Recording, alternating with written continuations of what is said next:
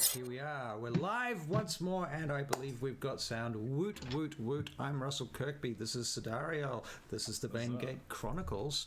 I'd like you to meet Michael Bache. Hello.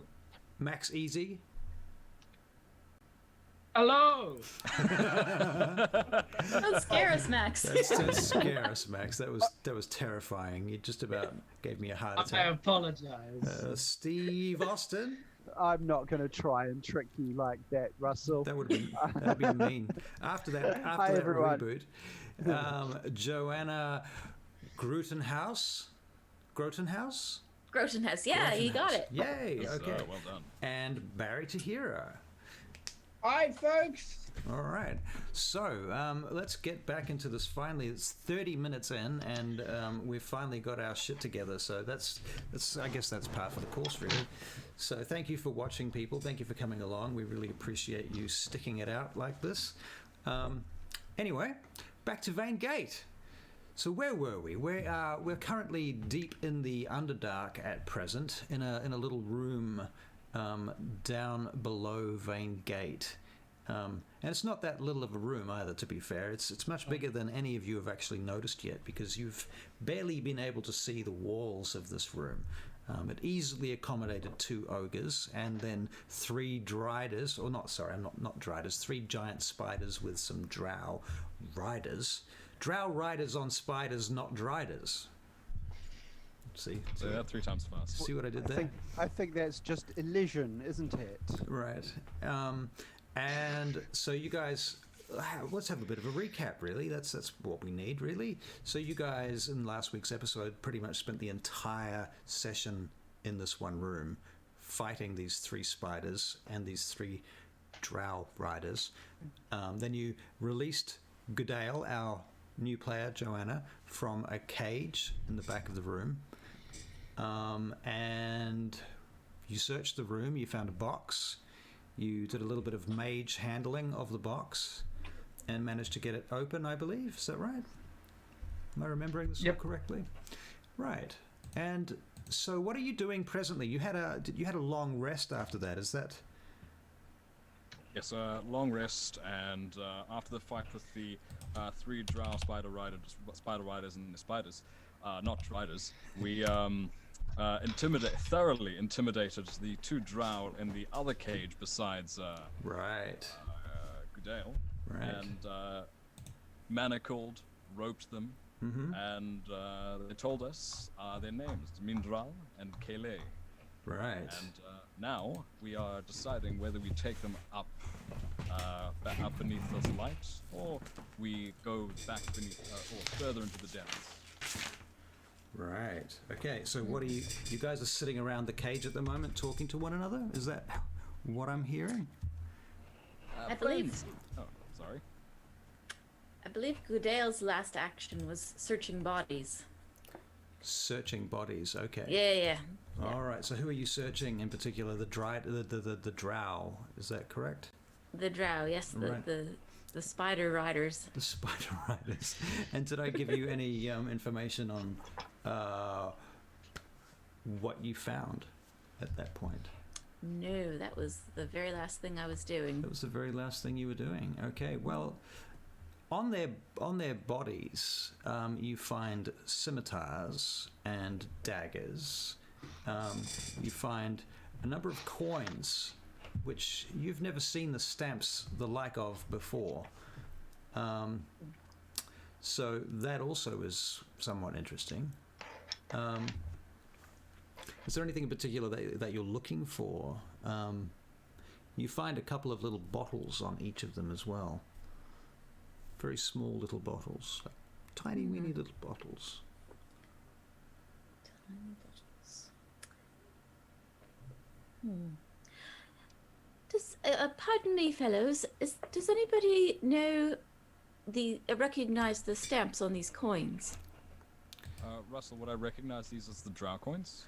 If you recognized any of the drow coins before, then you would, yes. Well, those are just the coins that drow use. Well, technically kind of useless to us, but they're still gold, so that's useful. Okay, and is there a potion master amongst you? That'll be me and Leith. Well, no, not really, but I could certainly try to identify them or something. Yes, we could both have a go if you'd like, since Yes. we're both rather of the magical inclination. All right. So I hand over the potions. I will literally take the stopper off and have a sniff. Oh, All right. It's I was just going to do an arcana check.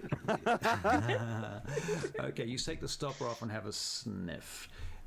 Let me have a quick look. See here. This is going to be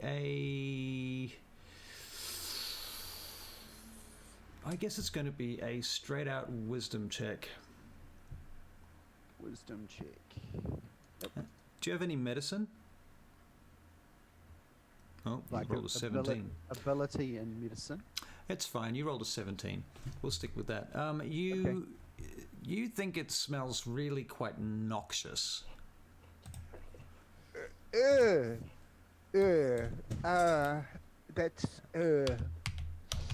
Not pleasant. not too great. No. Okay.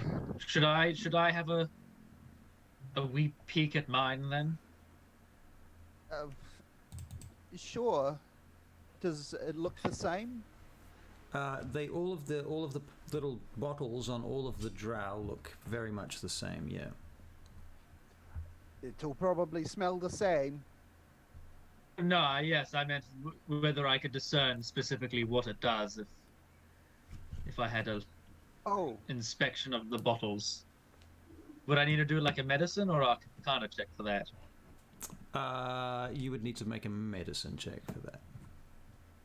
That's not gonna be too good. Ah, yeah, that's an 11. An 11. It smells bad. You can't say you know what it is. Yes, well, I don't have a lot of experience with these either, so I guess the best we've got to go on is that they smell bad. Could you give me a look? Please. If you'd want to, be my guest. Okay. I'll give it a smell. Hang on. Now, do I have to do an arcana check too? Not an arcana check, a medicine check. Medicine. While he's looking, I'm gonna yell out from across the room. Mm-hmm. I find that having a wee drink is better than smelling it. That way you know if it's a poison or if it's beneficial. Yes. Says the dwarf that doesn't take damage from poison. Yes. That's no. possibly a good idea, Mr. Fogdar, but No, because a 5. I can see one fault man.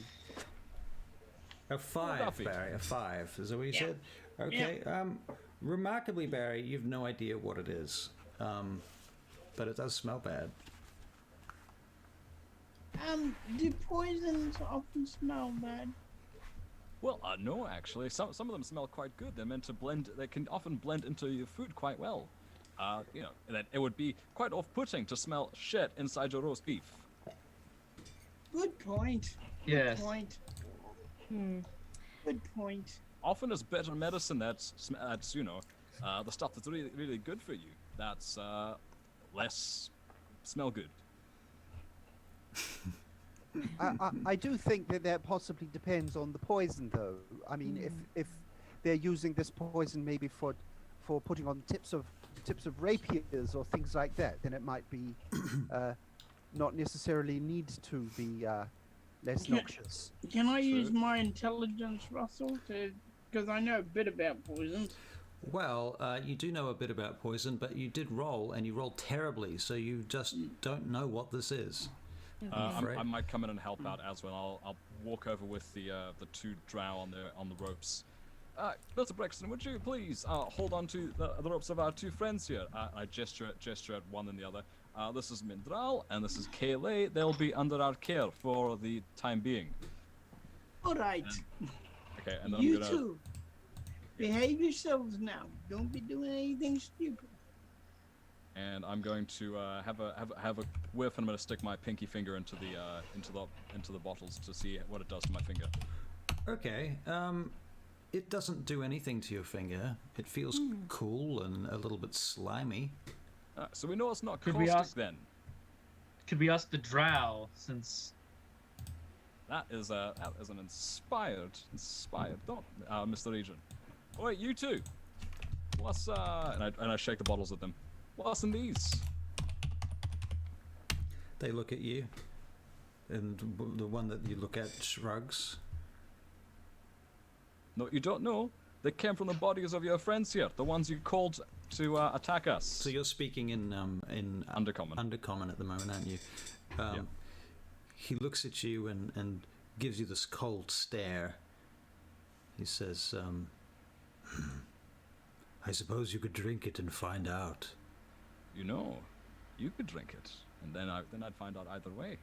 Or perhaps, or unless it might not be anything. I suppose we'll find out. I'm going to talk to the rest of the group. So, gentleman here says we could drink it and find out. And I suggest we let them drink a wee bit. I'll put it to the group. What do you think? Just, I have a command spell. Would that let me command them to tell the truth to us? Not exactly. No. Okay. Never mind.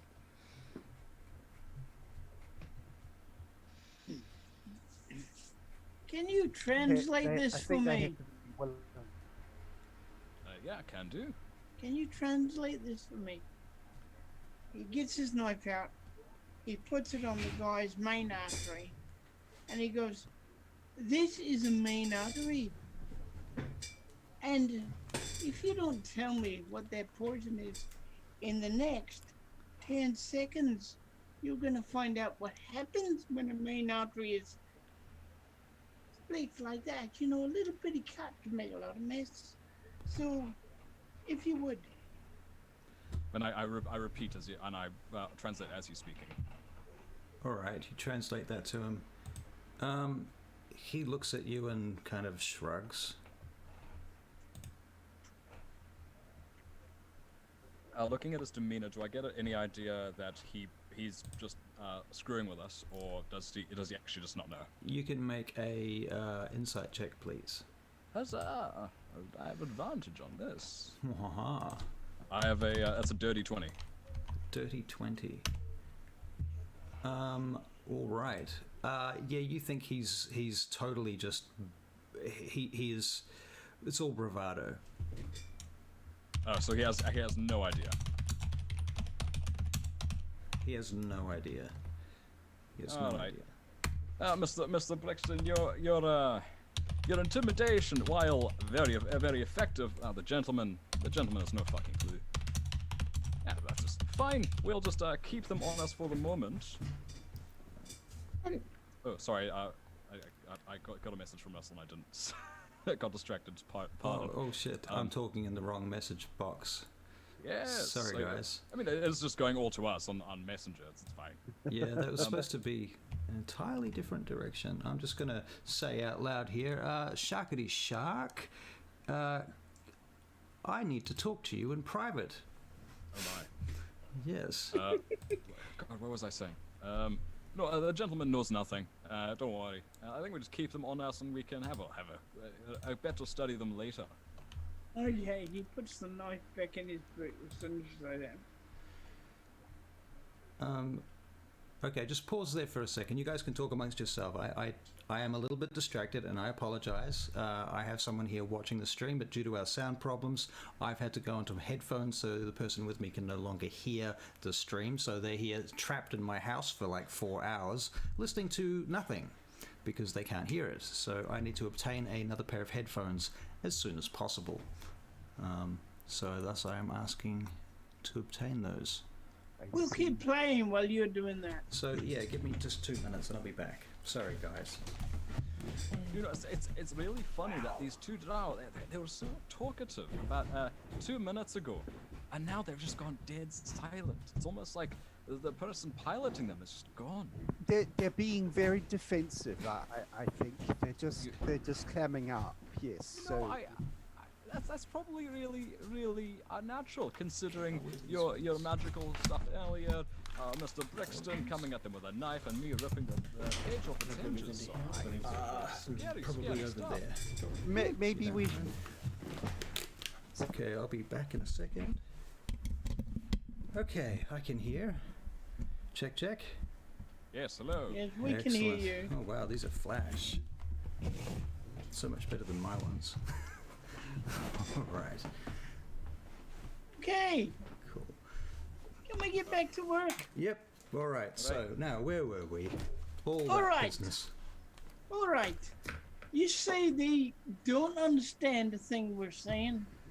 Just myself. Just Yeah. yourself. Yeah, I speak Undercommon. All right. So You they know, can. something occurs to me. What's that?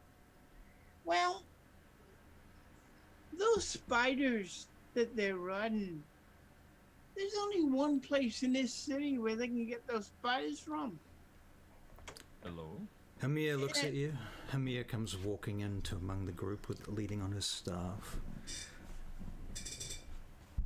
Yes, Brixton. Do Oh, go on. Somebody woke you up, did they? Oh, you're very funny, Mr. Brixton. Perhaps you're in the wrong line of business, it seems.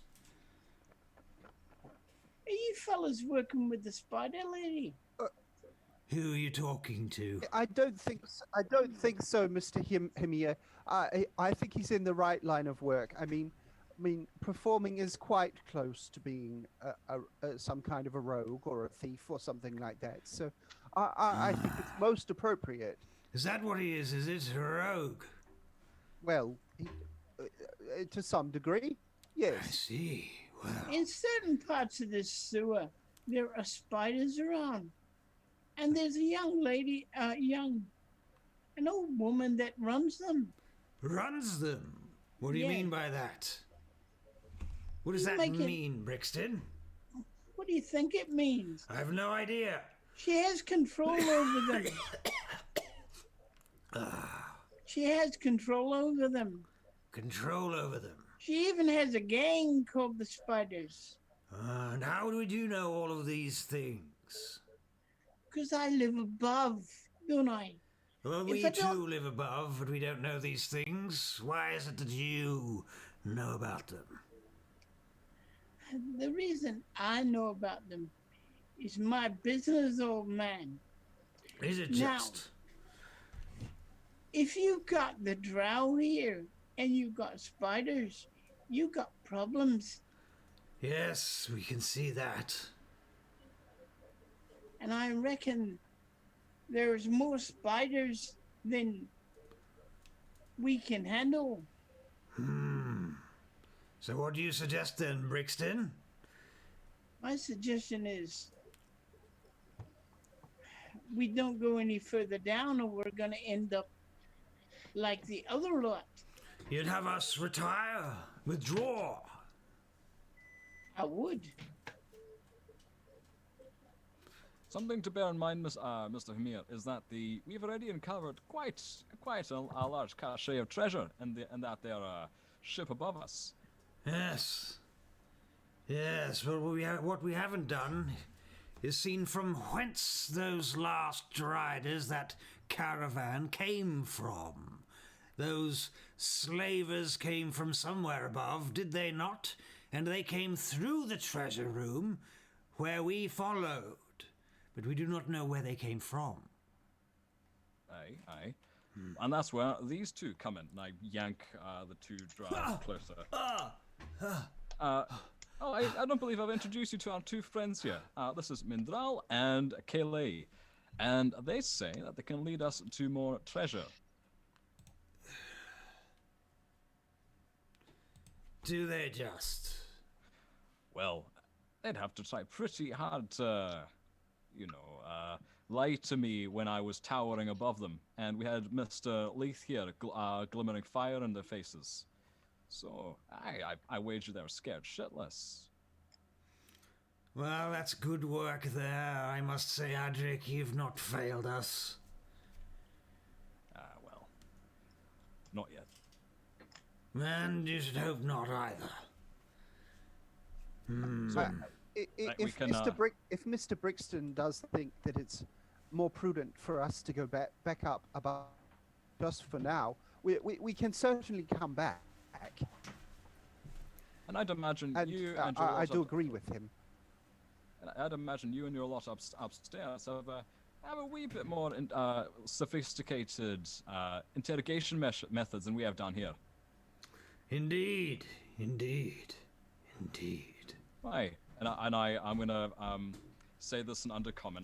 I know these guys can understand me, but I wager we'd be able to peel all of these guys like an onion for everything they have. And I repeat it back to the group in common. They look at one another. Given your insight check recently, they kind of look at each other a little bit suspiciously and concerned.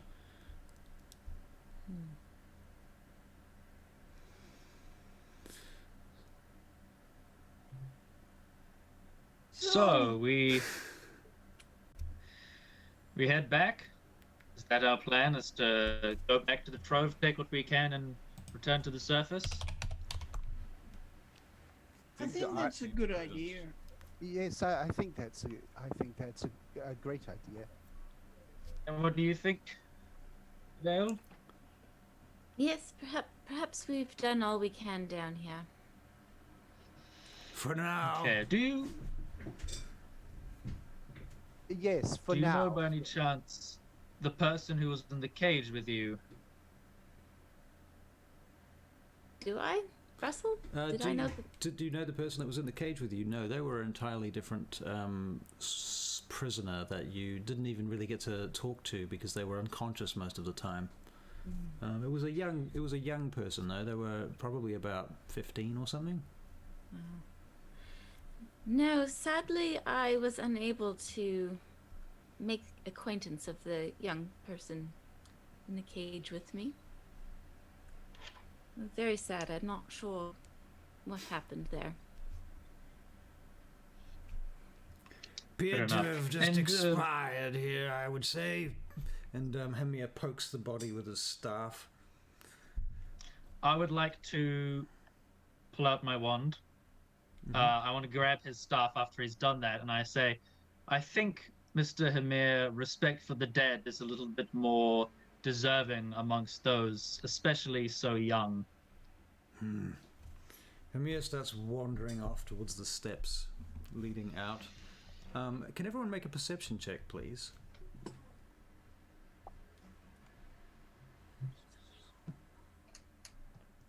That is a mighty 12. A mighty 12. 9. 9. A powerful 16. Oh my. Very nice. 6. Ooh. Okay. Barry, what An did you- honorable 6. Honorable 6. And a Oh, Barry. I'm having a wonderful time. A beautiful 8. A beautiful 8. All right. Yes. So who got the 16? I did, You did. Okay, well, with my little candle.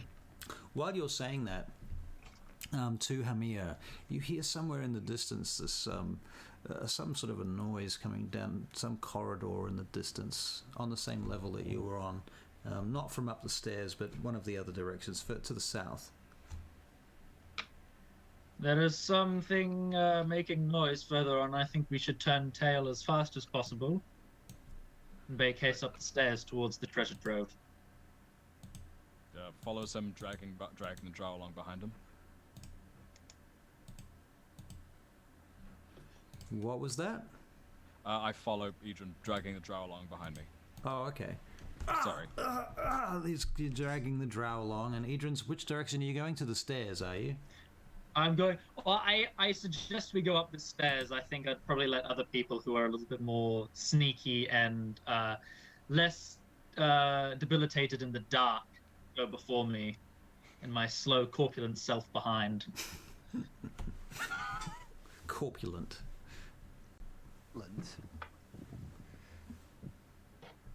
Not a word that I would use to describe my imagination, how I imagine Edryn. but- No, that's not how I imagine Edryn at all. Yeah.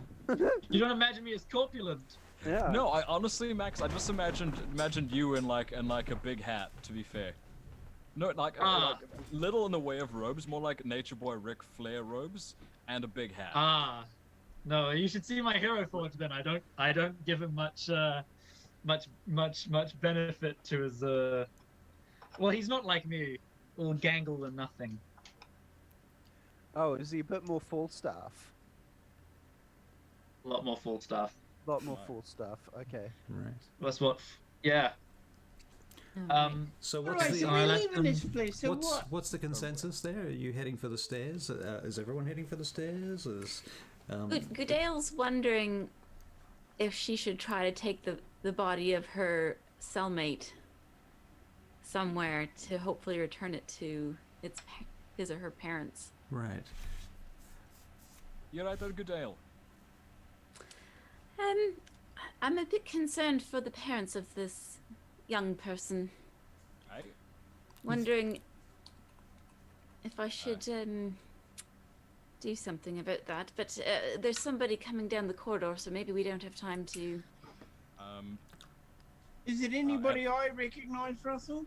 Who? You mean in the cage? Yeah. Make an investigation check, please. Investigation. Regardless of the investigation, if we're able to carry him to the treasure trove, when we start piling on treasure trove, I might be able to cast something that could help carry his body back to the surface. Sorry, what was it? 21? 21. Yes, you recognize it as young Ben Silden. I pick him up. All right. You pick him up. You sling him over your shoulder, something like that. Come on, Ben. Let's get you to mother then. All right. He seems to be either dead or unconscious. You want to make a medicine check? Oh, well, he's not me. I'm gonna do my best. Oops. 11. 11. Okay. Yeah, you can't tell whether his heart's beating or not. You're not sure. Excuse me. What was your name again? Gudael, was it? Gudael. Can you tell me if he's alive? I thought for sure he had expired. Well, you never know. You know. Give it a go. See what you find. Okay. So I'm checking the body. Okay, so you make a medicine check.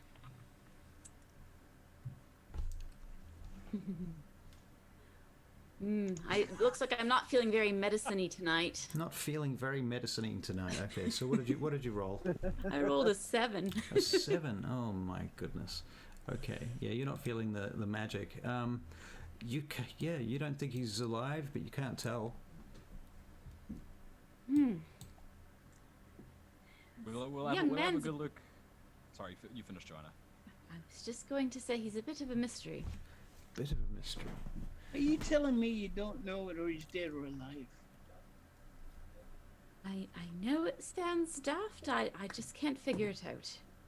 He seems quite cold, but he's not seizing up with rigor mortis. But when I push on his fingernails, he's getting some what do you call it? Capillary refill. I just don't know. He's not responsive. I'm not sure. Okay. Thanks. Why don't you try one of your healing spells on him? Eh? Feel so precious for the young urchin. Okay, I shall. It's perhaps a healing word.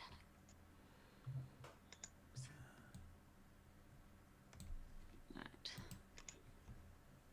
Shall I roll that one? If you if you want to cast it, yep.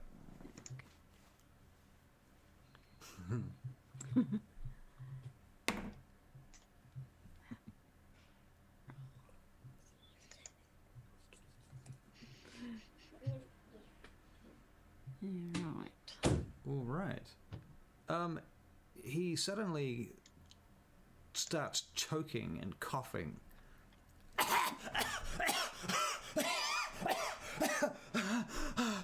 Pat him on the back. Be calm now. You can make a medicine check, but don't roll a 1. Who, me? Yeah. Barry, hit him on the Would- back.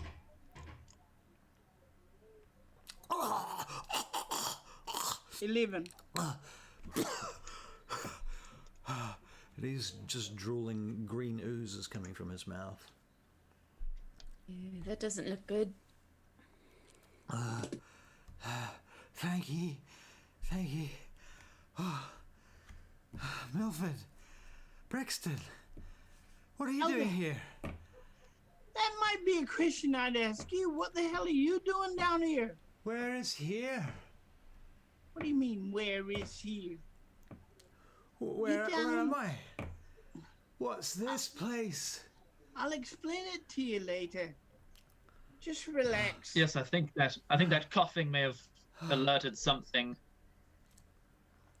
Yeah, and you Oh can my god. certainly hear something approaching. Oh, Anyone? Yes. Yes, you we guys- might want to start moving a little bit faster. That's a good point.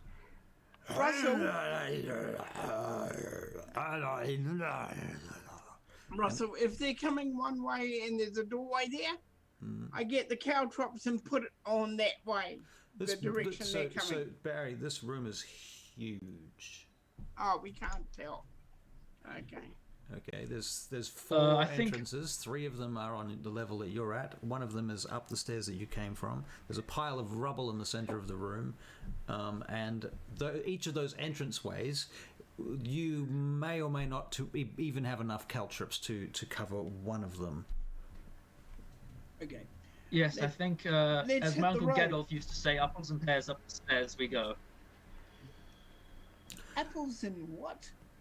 He says. Apples and pears up the stairs. It's an old Vanderhold phrase, but I think it's You see, quite important now. at that point, you see these 2 huge silhouettes coming around a corner at the end of the corridor.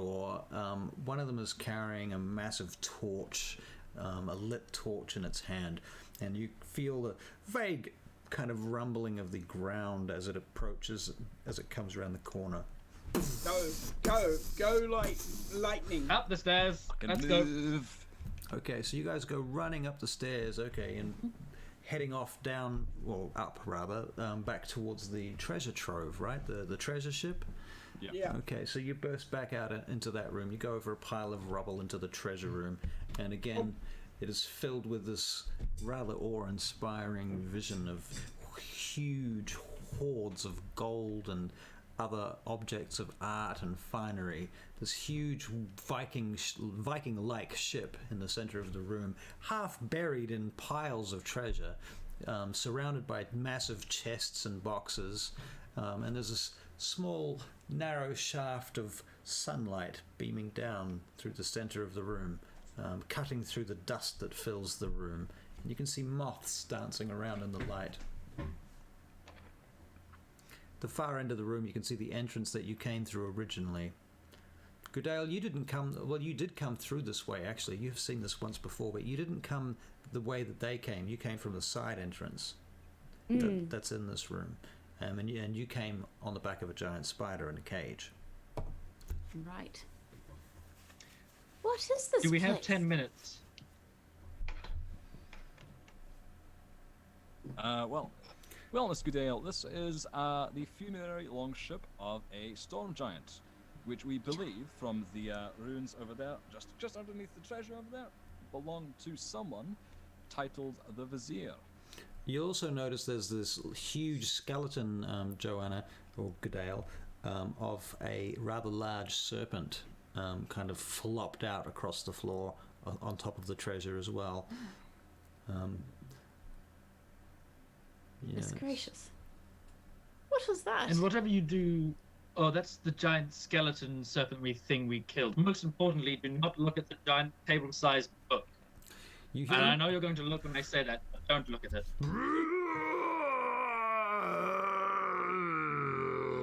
Comes echoing up the corridor from behind you. oh, I think we should move. Okay, I think Yes, you're I don't right. think we've Let's got. get out. I don't think we've got time to take much with us, so we're just going to have to leave expeditiously. That's a good point. I still have about 10 of these giant coins. Lucky me. All right. Okay, so you guys go running for the exit, I take it? Yes. Oh, yes. At pace. All right.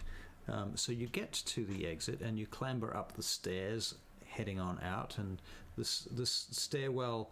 So for your sake, Joanna, what you're going through here is a rather broken and narrow and collapsed stairwell. The stairs themselves, you can see, are actually much wider than the space that you've given to get out through. It's all very collapsed. And so the stairs go out underneath these collapsed pillars on either side of you, if that makes sense. Above you there are vines and things that hang from the ceiling, and it's kind of the ceiling's kind of like this. Yeah. So are we kind of climbing to get out? Not yet. The stairs that you're on are huge giant steps. So you are, I guess you're climbing up those steps because they're huge steps.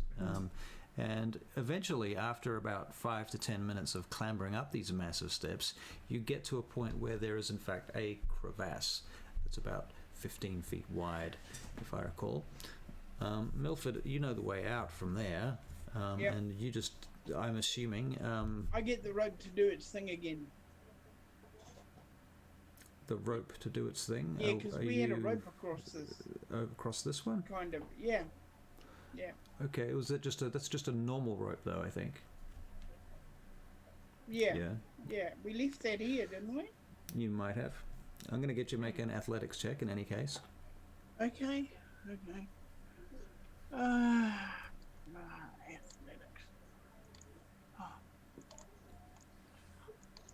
I'm having computer thing problems. Athletics, there it is. Oh, goody.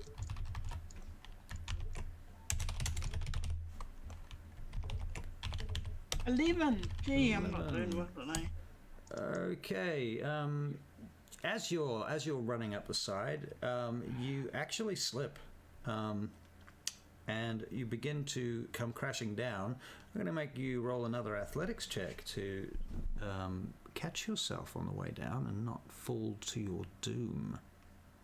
Okay, 21. Oh, thank God. 21. Very good. Okay. All right. So then you recover very nicely, and you tumble to your, you actually tumble, as in tumble, up onto your feet, and you've crossed the chasm, Milford. Who would like to try next? Probably me. All right, Leith. Are you using acrobatics or athletics?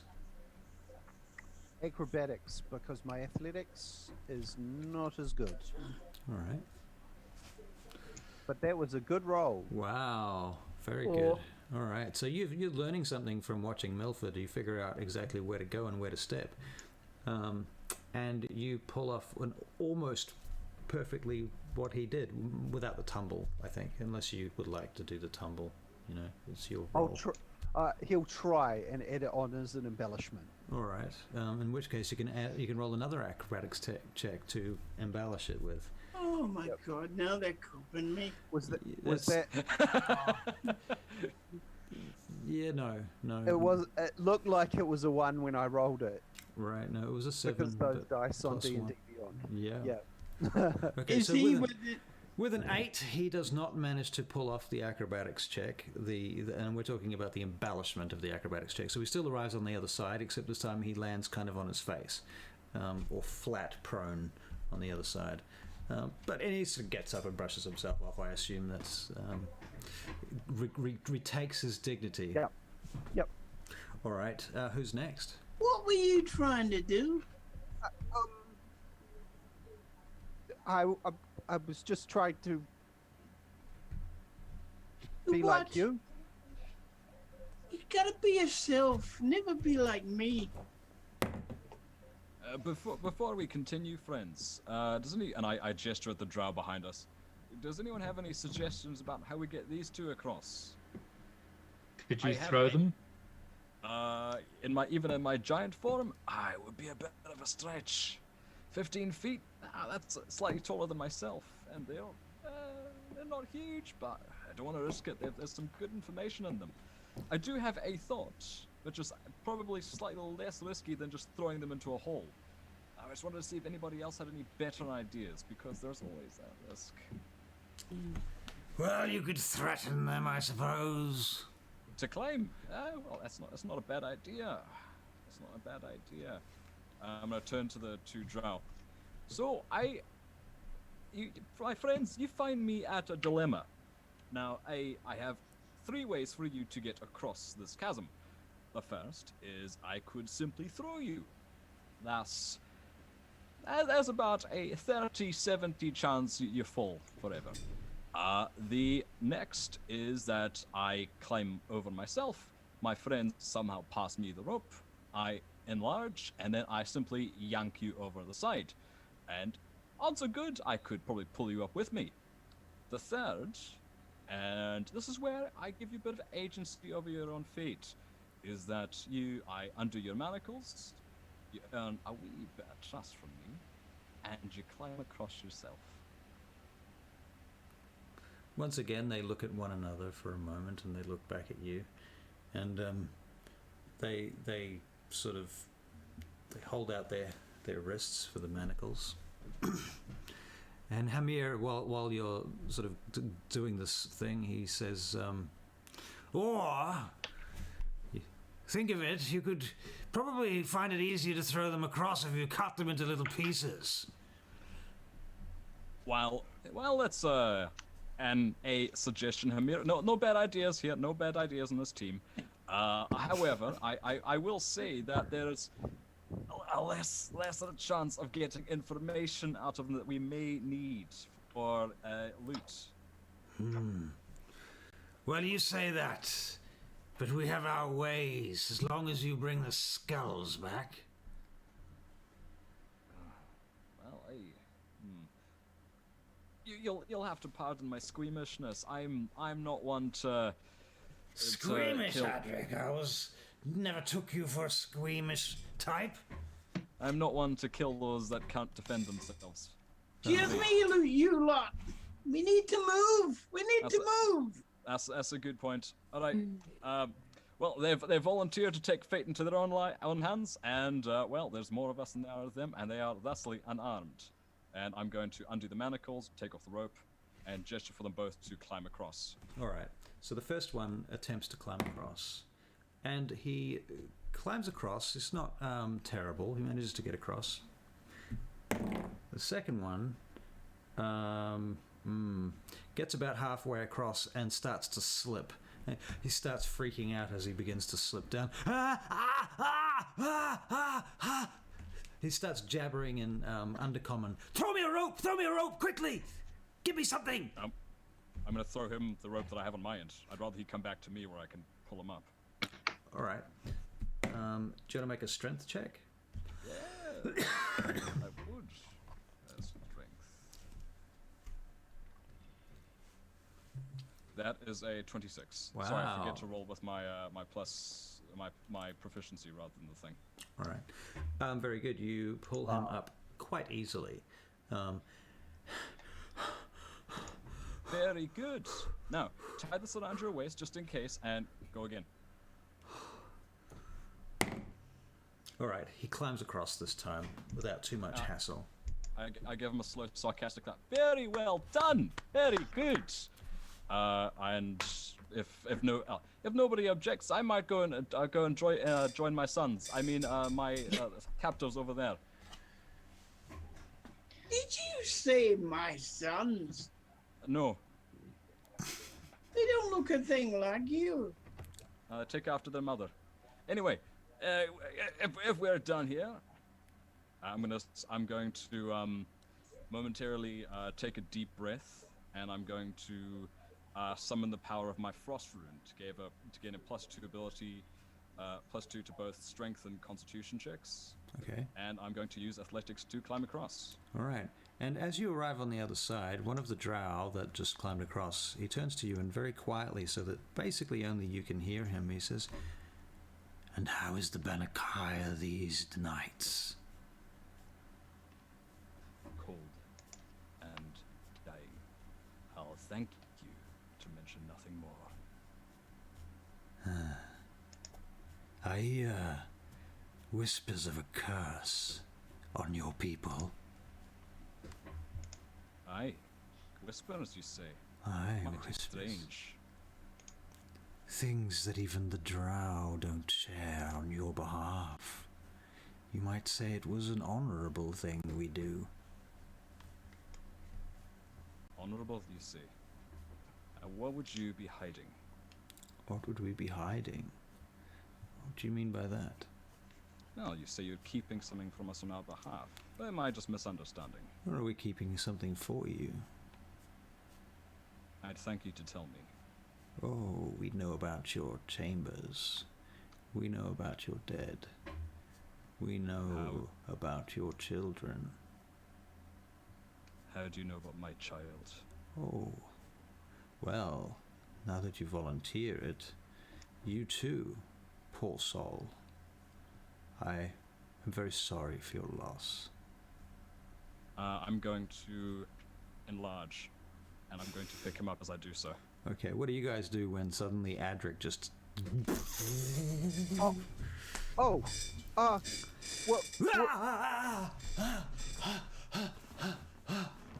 Adrik, Mr. Edryn. mate. Don't worry, guys. My friend here and I are just going to have a wee little chat. And I'm going to hold him up over the side and go, so, before I send you back to whatever hell spawned you, tell me everything you know, and I'll ask you to make it quick, because this lasts a minute. 60 seconds and counting down. You want to know what I know about the Tell me Barachiel? everything. The curse? Aye. I told you, we have heard whispers, rumors. We keep them to ourselves. We don't tell the humans. We don't mention it to the over-elves, the Highbrook elves. We've never told anyone. We keep these secrets to ourselves on your behalf. Even the Dwagar don't know what we know. TikTok, you're wasting my time. What do you know? We know of your curse, Adrik. Aye. Yes. What else do you know? How did you find out? I couldn't say. I've just heard rumors among my them. people. In Abnog-gur, the walls have ears. That's Abnogger. Abnog-gur. You don't know Abnog-gur. Actually, no. Could you give me a map? Give me a history check. Give me a history can check. do. See if you would know anything about Abnog-gur. That is a 16. You've heard rumors of a drow city called Abnog-gur, but there's never been any proof of this place. As far as your people are concerned, the drow elves live in small pockets of barely civilized little underdark communities surviving on the smell of an oily rag, basically. Any word of a real city, if Abnog-gur was a real place, everyone would be far more terrified than they currently are. So, it's real. Abnogger then. Of course, it's real. It's where I come from. I hail from there. And you'd take me? I'll take you now if you wish. No, I just taking you across this gap. We have 20 seconds. So, I'll find a way to get you out of this place above, and you'll take me, so I figure out everything I need to know. And I'll bring him really close to my face. Is that understood? Yes, understood. And I'm going to fling him back where it's safe. Just bodily throw him. And I'm going to shrink back to my normal height and stretch myself out. There we go. Everything is lovely. I just need to let off a little steam. What was all that about, Mr. Adrik? Just a friendly wee conversation. That didn't look terribly friendly. No, you've just never hung around dwarves or giants. Does anybody else want to come across, or are we all going to stop and have a cup of tea or something? I You would want to love a say cup of tea. Gudael or Hamir, would you like to go next? I'll go. I'll go. And Gudael's very nervous because she's obviously in a long dress and not overly athletic, but she's been watching the others go across, and she's. All right. Would you like to make an acrobatics check or an athletics check, depending on which one of those two gives you a better bonus? I better go acrobatics. All right. Make your check. You can do it with advantage, though, I think. Well, you've already rolled. Okay, well, it's a 16. That's fine. Whew. You don't need advantage, it turns out. All right. It's not as hard as it looked, apparently. Especially now that you know the tricks. Very good. So, Edryn, you're still on the other side, is that correct? Yes. I turn to Hamir and I go, youth before, age before beauty, but you go first. He looks back at you. He turns back to the chasm. Very well. And he clambers across with his staff. Actually, he passes his staff. He puts his staff up on a ledge as he's climbing across, and then he moves it across, and so on and so forth, slowly moving his things across as he gets to the other side. One step at a time. He's quite slow. Takes him a while. Edryn, while he's doing that, can you make a perception check, please? I can indeed for you, good sir. Thank you. Thank you. Thank you. Pull it up. Oh, that was very close to what something would have been very lovely, but it was a total of 10. Very well. With a total of 10, you notice nothing. All right. All right. All right. It leaves me. I'm utter neither fur nor feather, and I go for the crossing. All right. You can have advantage because you've just seen what everybody else has done. All right. I don't know how to do that on the specific app, so Okay. I'm going to roll twice and take the highest one. All right. Thank God, because that was complete tosh. I'll take the 11. Ooh, wow. Okay. So you rolled a natural one, and then an 11. All right. So Yes. you get an 11. Okay. You get sort of halfway across, and you get stuck.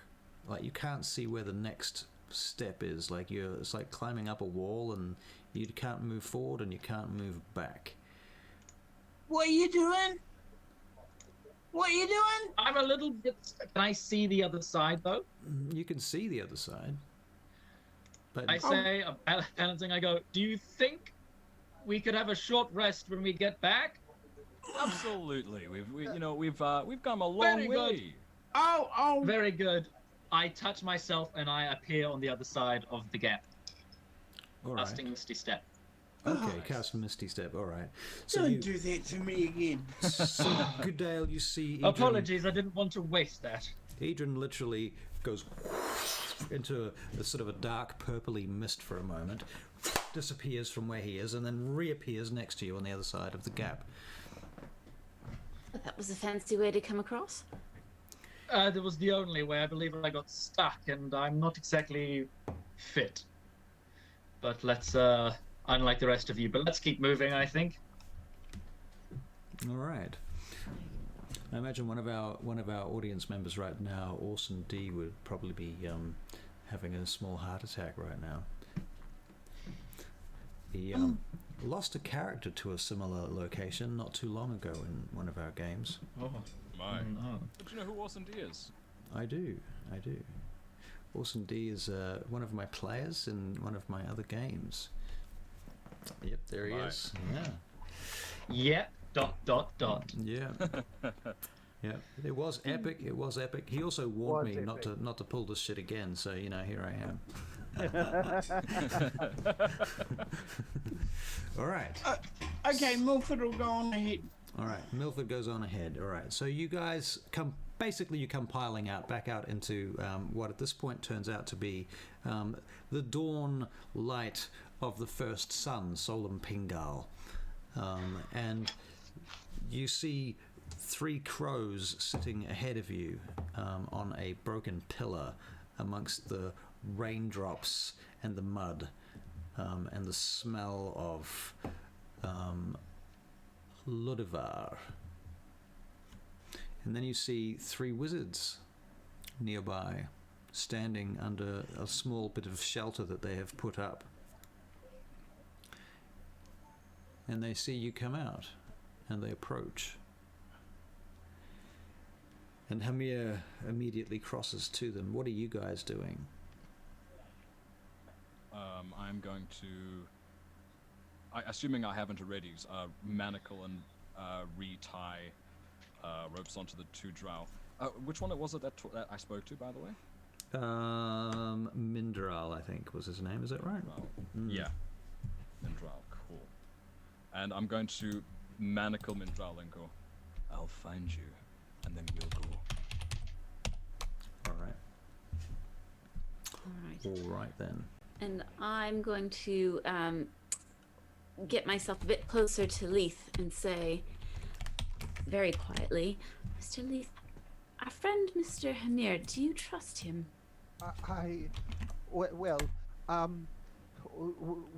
He was rather put on us, given to us by the powers that be on this dig site. So I don't really.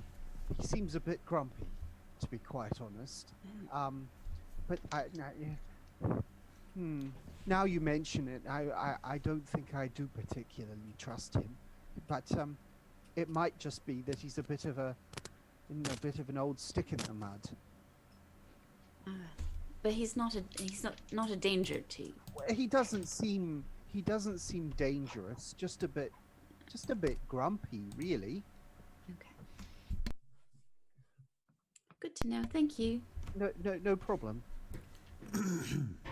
All right, so these 3 wizards come across to you guys. One of them raises a hand. You return. What did you find? Did you find our compatriots? Any signs? Afraid not. We were waylaid by quite a few drow and a large bone snake and a couple of ogres. But we did find. They notice your 2 drow prisoners coming out from underneath the cover. Ah, yes. These are our 2 guests, Mindral and Kayleigh. And they should be able to help us find more treasures buried beneath. They look at you and they say, they point to a cart that's sitting over nearby, an oxen cart. And one of them looks at the other one, and suddenly one of the 3 birds flies off. Milford quickly stands in front of our new member, hiding her as much as he can. Okay. Would you like to make a deception check? Yes.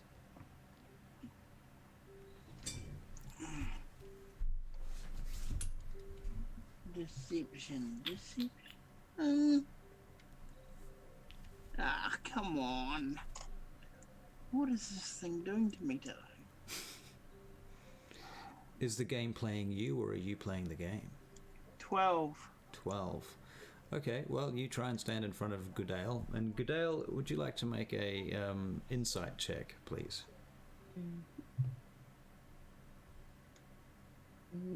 6. I'm not very insightful tonight either.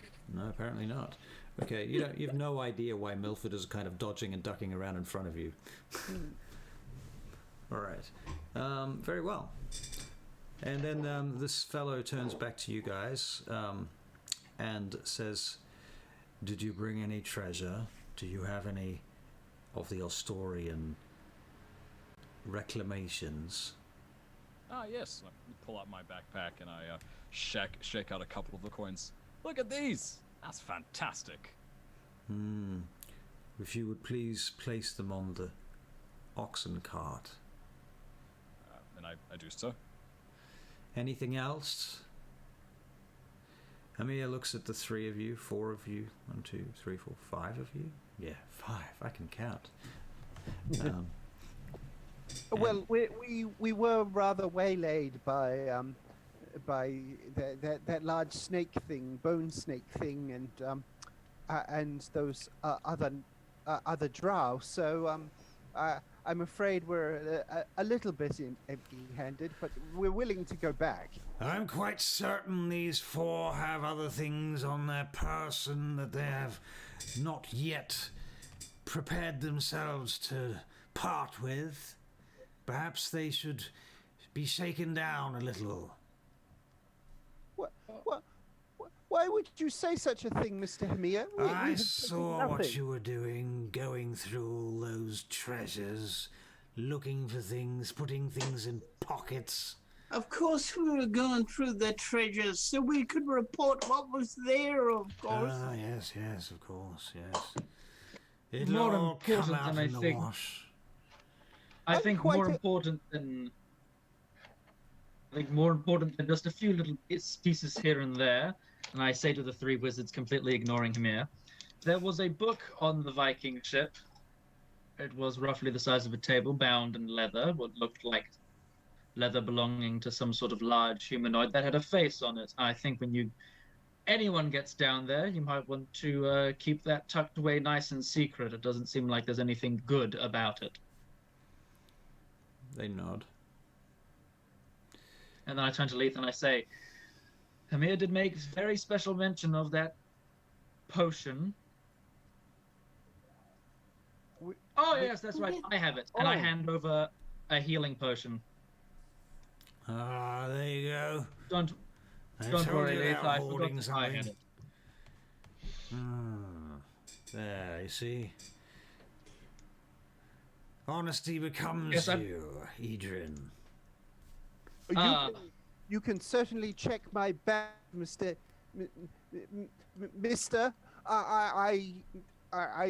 I don't trust you, though. I think you're a terrible man for making such accusations.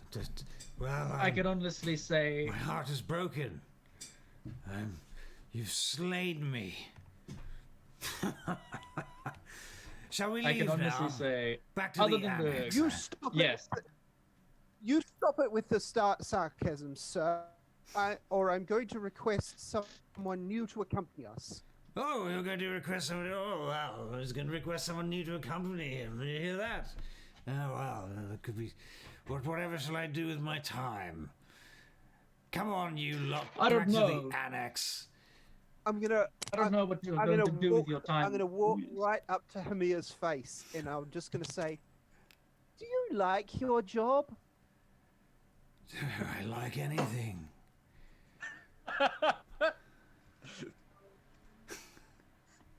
I also go up to Hamir once Leith has passed, and I say, I think next time you start picking on people, you might want to decide how useful you are against a couple of spiders. Oh, yes. And I walk off as well. I just go closely off to Leith, and I want to whisper in his ear once everyone's kind of passed on a bit.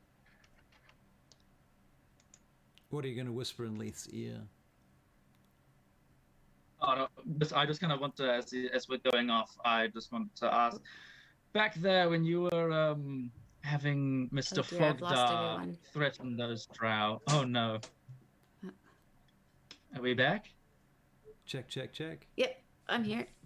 Oh, my internet connection is unstable apparently. Ah, that's whatever. I get. This is the first week in about 3 weeks that I've been particularly stable, so that's happened to one of us. It's Other just than my my turn. microwave. Right. I walk off. I walk off with our newest member while everybody's distracted. Hamir's getting on the cart right now. Adrik, you're supposed to be the oxen driver, are you not? You're going to do this? Yes, of course. Right away. I'll be right there, Mr. Hamir. I'll. Your Leith time. and- Take your time, Mr. Adrik. Mr. Hamir can wait. Thank you, Mr. Leith. Would you mind coming and helping me over here? You too, Mr. Edryn. I have need of your assistance on two drow friends. It looks like one of them has a wee injury. Oh, God, what are you Certainly, doing now? Mr. Adrik. Take Of course, I'll do what I can. Hamir when they takes come- out some rations and starts nibbling on them. Muttering And to himself. when they come over. Alright, so Okay. that was a wee bit of subterfuge on my part. I'm quite good at it. No, I'm not. I'm terrible. I'm an awful liar. Anyway, more Oh, importantly, I know what you mean. So am I. I'm terrible. and I pat him on the hip. Ah, kindred spirits. I'd pat your shoulder, but I can't reach. Anyway, more importantly, is I have I not been entirely honest about my time here. I, like you, I have my own interests that do align with the Barachiel. One of our drow friends has given me some information that I so desperately need. And, well, you heard Hamir down there.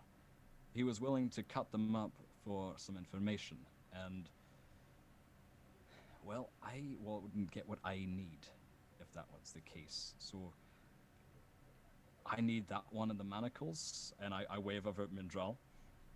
He comes across. I need that one of the manacles alive, and I need some help getting to their city. So I don't know if you can offer me any aid, but I would appreciate it if you could. I can't offer any payment, unfortunately. Just my gratitude. Yes.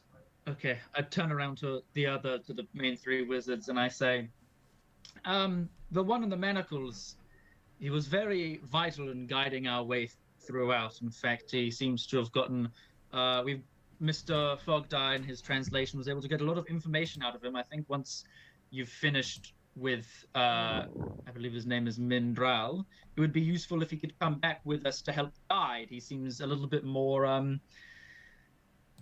less reluctant to aid us in our exploration of down there than his other friend.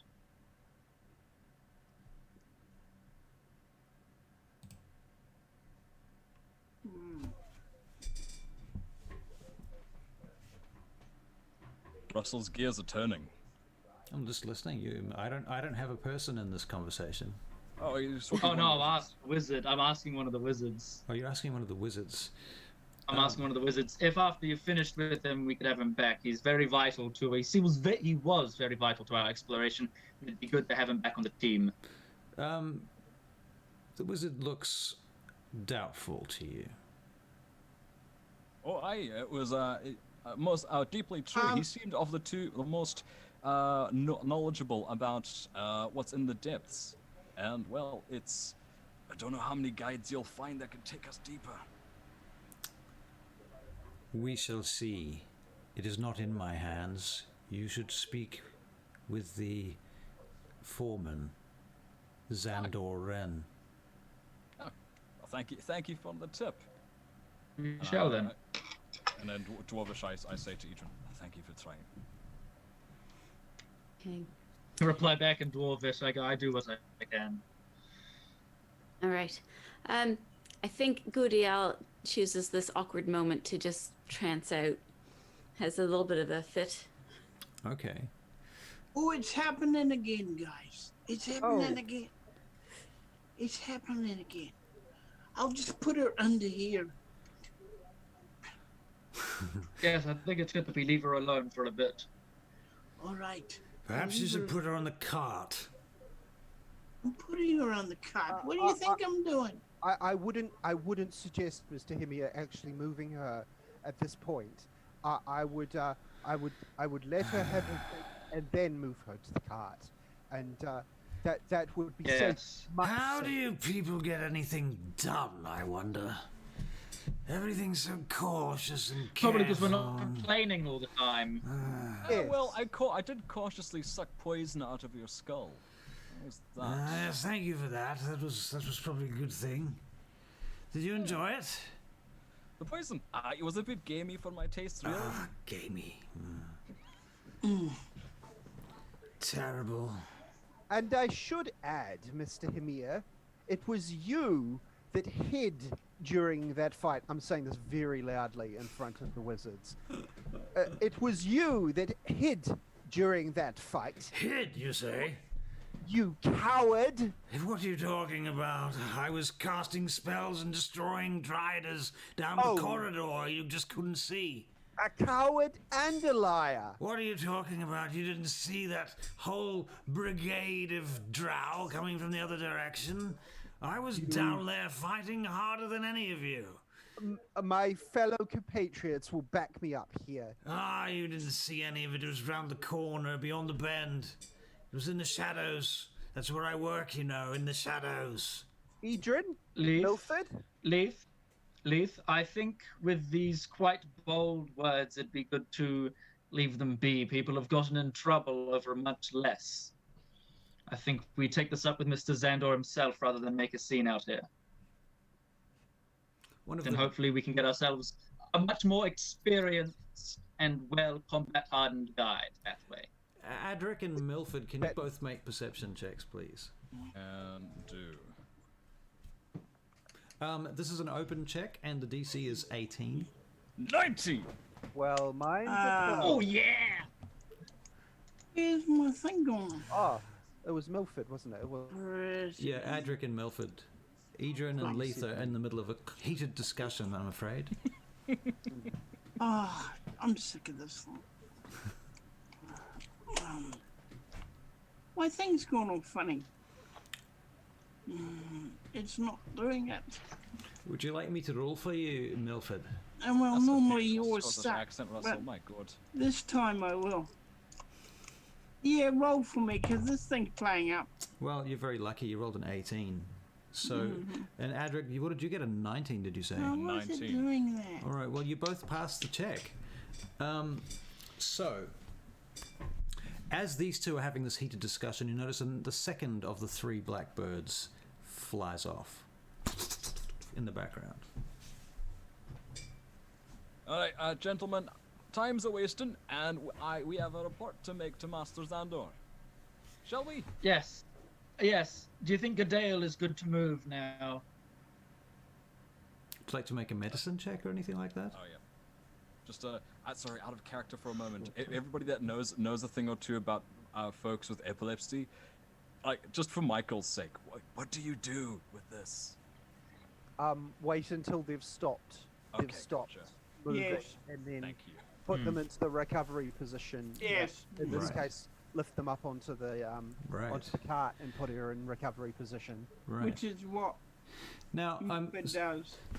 so That sort of for the sake of education, from the point of view of where we stand in society right now, I think it is important that we do make it clear what you should do. I'd also like to point out that this is a fictional story, and this is a medieval fantasy world where people don't actually know all of these things. So our characters might do something different to what we would actually do in real life. So I'm not in any way endorsing what our characters do or don't do, but I am making it clear that there is a difference between real life and this particular story in fantasy. So it's not really on your heads if you choose to do something outside of the realms of modern medicine, because why the hell would you know modern medicine, if you know what I'm saying? well, but we certainly Exactly. don't want them to hurt them. Want someone that we know to hurt themselves. So That's true. No. yeah, Yeah. I got a 19 on the medicine check.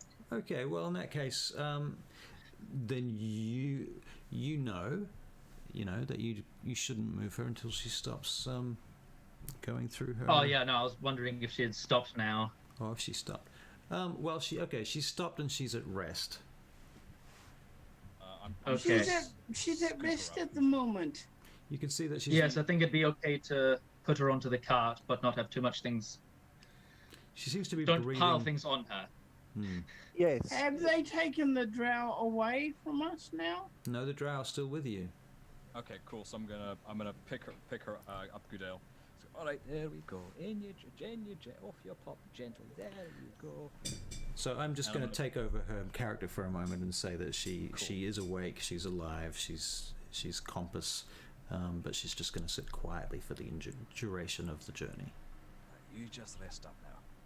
I'm gonna yell over the drow. All right, you two, climb in, please. Before we Wait. leave. Adrik, Yeah, do we have to go past the door? I believe we do. if we have to go past the door, I wonder if I could have enough time to put our friend in there. Would you like to make deception checks, please?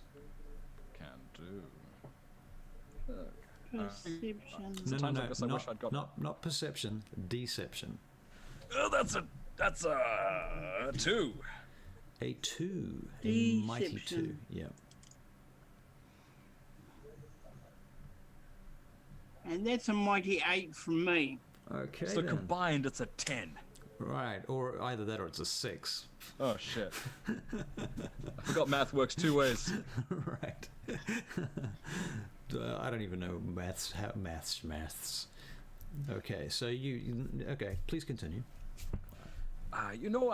Everything. We'll be going along the same route as we normally do, Mr. Brixton.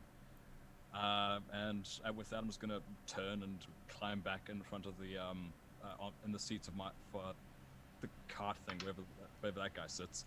I'm gonna pat my 2 oxen on their asses and go, "Oh, Betsy and Mortimer, I have missed you too. Have they been taking care? What's this? Oi, did you bastards bother to brush them? Mortimer's cow looks shit. Look at that. My God." They look at you a little confused.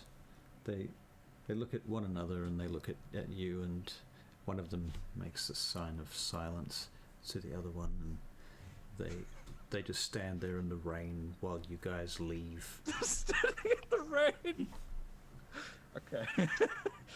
As we're leaving, I would like to turn to Leith and say in Elvish, what I meant to ask you as we were about to leave was, when you were threatening those drow, and having Mr. Fogdar translate, I do hope you were being more threatening than intentful. Of course. Very good.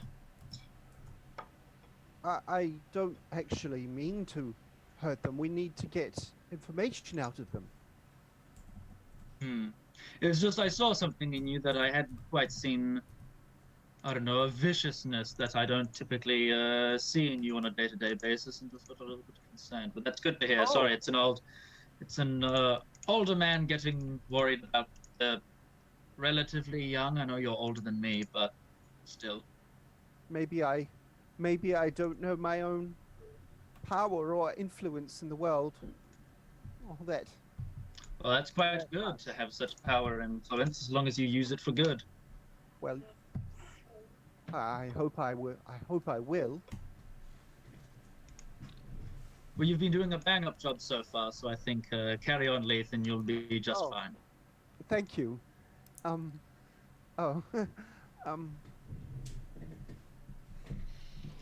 right, so you. And I turn back and start writing my letters. All right. Bearing in mind that it is raining and you're on the back of an open cart. Oh, I thought we were going underground by now. Okay, I'll wait for the tunnel. All right. Okay. Wait fair for the enough. tunnel. All right. So you head down into the tunnel where it's dark. But yes, okay. You head into the tunnel. Yeah, I'll conjure my lantern and spark it off as I start writing. All right, fair enough. And as you travel down into the tunnel, the air becomes colder, and you hear the sounds of giggling up ahead. Ooh, that's no good. Mr. Hamir, should there be anybody in this tunnel ahead of us, of the giggling sort? I can't say. What is that noise? You can make perception checks, please. And it's the middle of the night right now, right? No, it's just after sunup. Okay, cool. 11. That's a 12. A 12. Okay, well, Leith is too busy just shaking his head every time Hamir opens his mouth at the moment. you see a small group of elves, boys and girls, of relatively adolescent look and persuasion, wandering around, joshing with one another, pushing each other, laughing. 20! What? Sorry. I've got it going. 20 I got What for was it? perception. Oh, that was for deception, and it was. Oh, deception, about- sorry. It was an hour ago. Oh, sorry. I'm having a bad day, all right? You're playing so well tonight. Right. Not as badly as me, dude. Don't worry. I'm. Oh my god. All these. Your rolls technical are good, issues. Barry, but your rolling isn't. Excellent. The role play versus the role play. Yeah. Right. Okay. So you're in the tunnel. You see a group of elves ahead of you. For Gudael's sake, thank you for welcome back, shall we say? Gudael, you're on the back of a cart. You've been awake for a couple of minutes. These guys asked you if you were okay, and I just said that you nodded to them.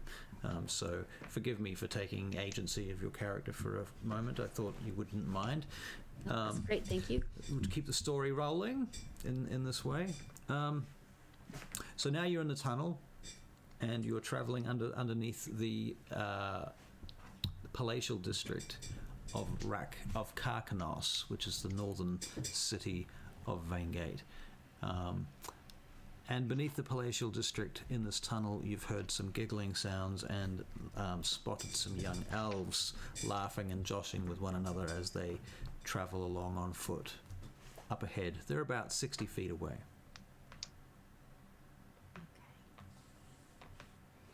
Oh, to be young. Oh wait, we are young. Sorry. Well, so, some of us are. Yes, speak for yourself. I'm quite young. And Barry, I can't see your beautiful face. What's going on? It's there. It's there. Aren't you? Oh yes, on the stream, it's like Yeah, because I This have to much. reframe you for the stream. All yeah. right, there. Look. That's better. Thank you very much. Yeah, Lovely, all well right. done, Barry. He's Really, characterizing honestly. Milford. Honestly, I work in the dark. Let me work in the dark with it. What I meant to Like say is they Batman. look so carefree. They also shouldn't be here. So Gudael just literally sort of sits up and starts chatting away like nothing happened. jeez. Oh, Excellent. Oh. They see you guys and they move to the side of the road and try and get out of the way of the cart. Master Hemir, there shouldn't be anybody around here. No, we can't close every road all the time. That's reasonable. I'm gonna yell at the kids. Oi! We're working here. It's not safe. We weren't. I don't think anyone expected us to come out at this time. Remember, I told you we work at night. No, I know. But yeah, we're in the destroyed part of the city, so we don't want kids getting hurt. This is the palatial district. There's no stopping these purple-blooded noble elves and the rest of the like. I suppose. You lot, be careful. Keeps going. All right, so the cart continues, and you're approaching the point where you know, Milford, you know there's a secret door in the wall. Mm-hmm. Okay. At this stage, I'm going to turn to Gudael and say, are you quite all right? Is everything okay? I understand you have some sort of turn. Yes, I do apologize. It's something that happens to me, and my plan was I was going on this little adventure. I was just meant to go and find something, and then it started happening again. I have fits, and I have no control over it. I'm terribly sorry for the inconvenience it must cause you. Oh no, we're perfectly willing to assist. Well, I am at least perfectly willing to assist, but just so that we know that you're safe when this happens. Well, I've been lucky thus far. I haven't strayed too far from Temple, to be honest, because of it. But I had a strong feeling that there was something that I needed to do, and so I'm sort of trusting myself to the fates, or to Sehenim, that she won't steer me wrong. I see. Yes, it is. I believe the daughters encourage the following of the faith. So I don't myself, but I do respect it a lot. Yes. All right. Is anyone going to do anything with the door, or are you going to just go past the door?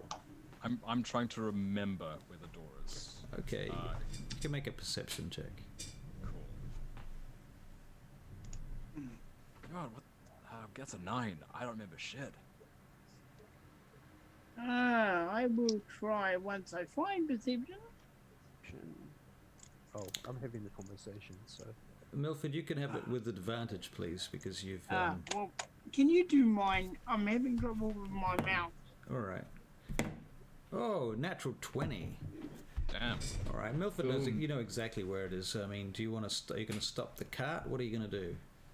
Or are you going to ignore it? Do you want to? I whisper in my cohort's ear. Do you want to tuck your little friend away somewhere, or do you want us just to leave it? And for a moment, I'm confused, and I look at my pants. Oh. Not that little friend. That little friend. Oh. No. You know, she was quite useful to us. I think it's best to come clean. Not her. What are you talking about, Brixton? No matter of yours, old man. Just stand around and mind your own business. This is my business. My sex life has nothing to do with your business. Edryn has a question, I assume. Do we still have Ben Sylvan with us? Yes, he's barely conscious. Yeah, that's true. Actually, Okay. Just making sure. Hadn't thought about that, but that's a very good point. Thank you. I've been. Who was that? The young lad. That was the young man. So as to how he got across okay. the crevasse is an entire mystery to everyone apparently. Oh, don't worry. Just I tied to my carried back. him on my back, Right. yeah? Yeah. You go, Ben. So after fuck, what's this? Milford, I was like, The your little door's friend. coming and up, you know. I kind of remember, was like, oh, Mr. Brixton, I really appreciate your interest in me, but I'm afraid I'm celibate, and you talking like this, I tried to spook Mortimer again, like I had before, to get us to Okay, stop. so an animal handling check, please.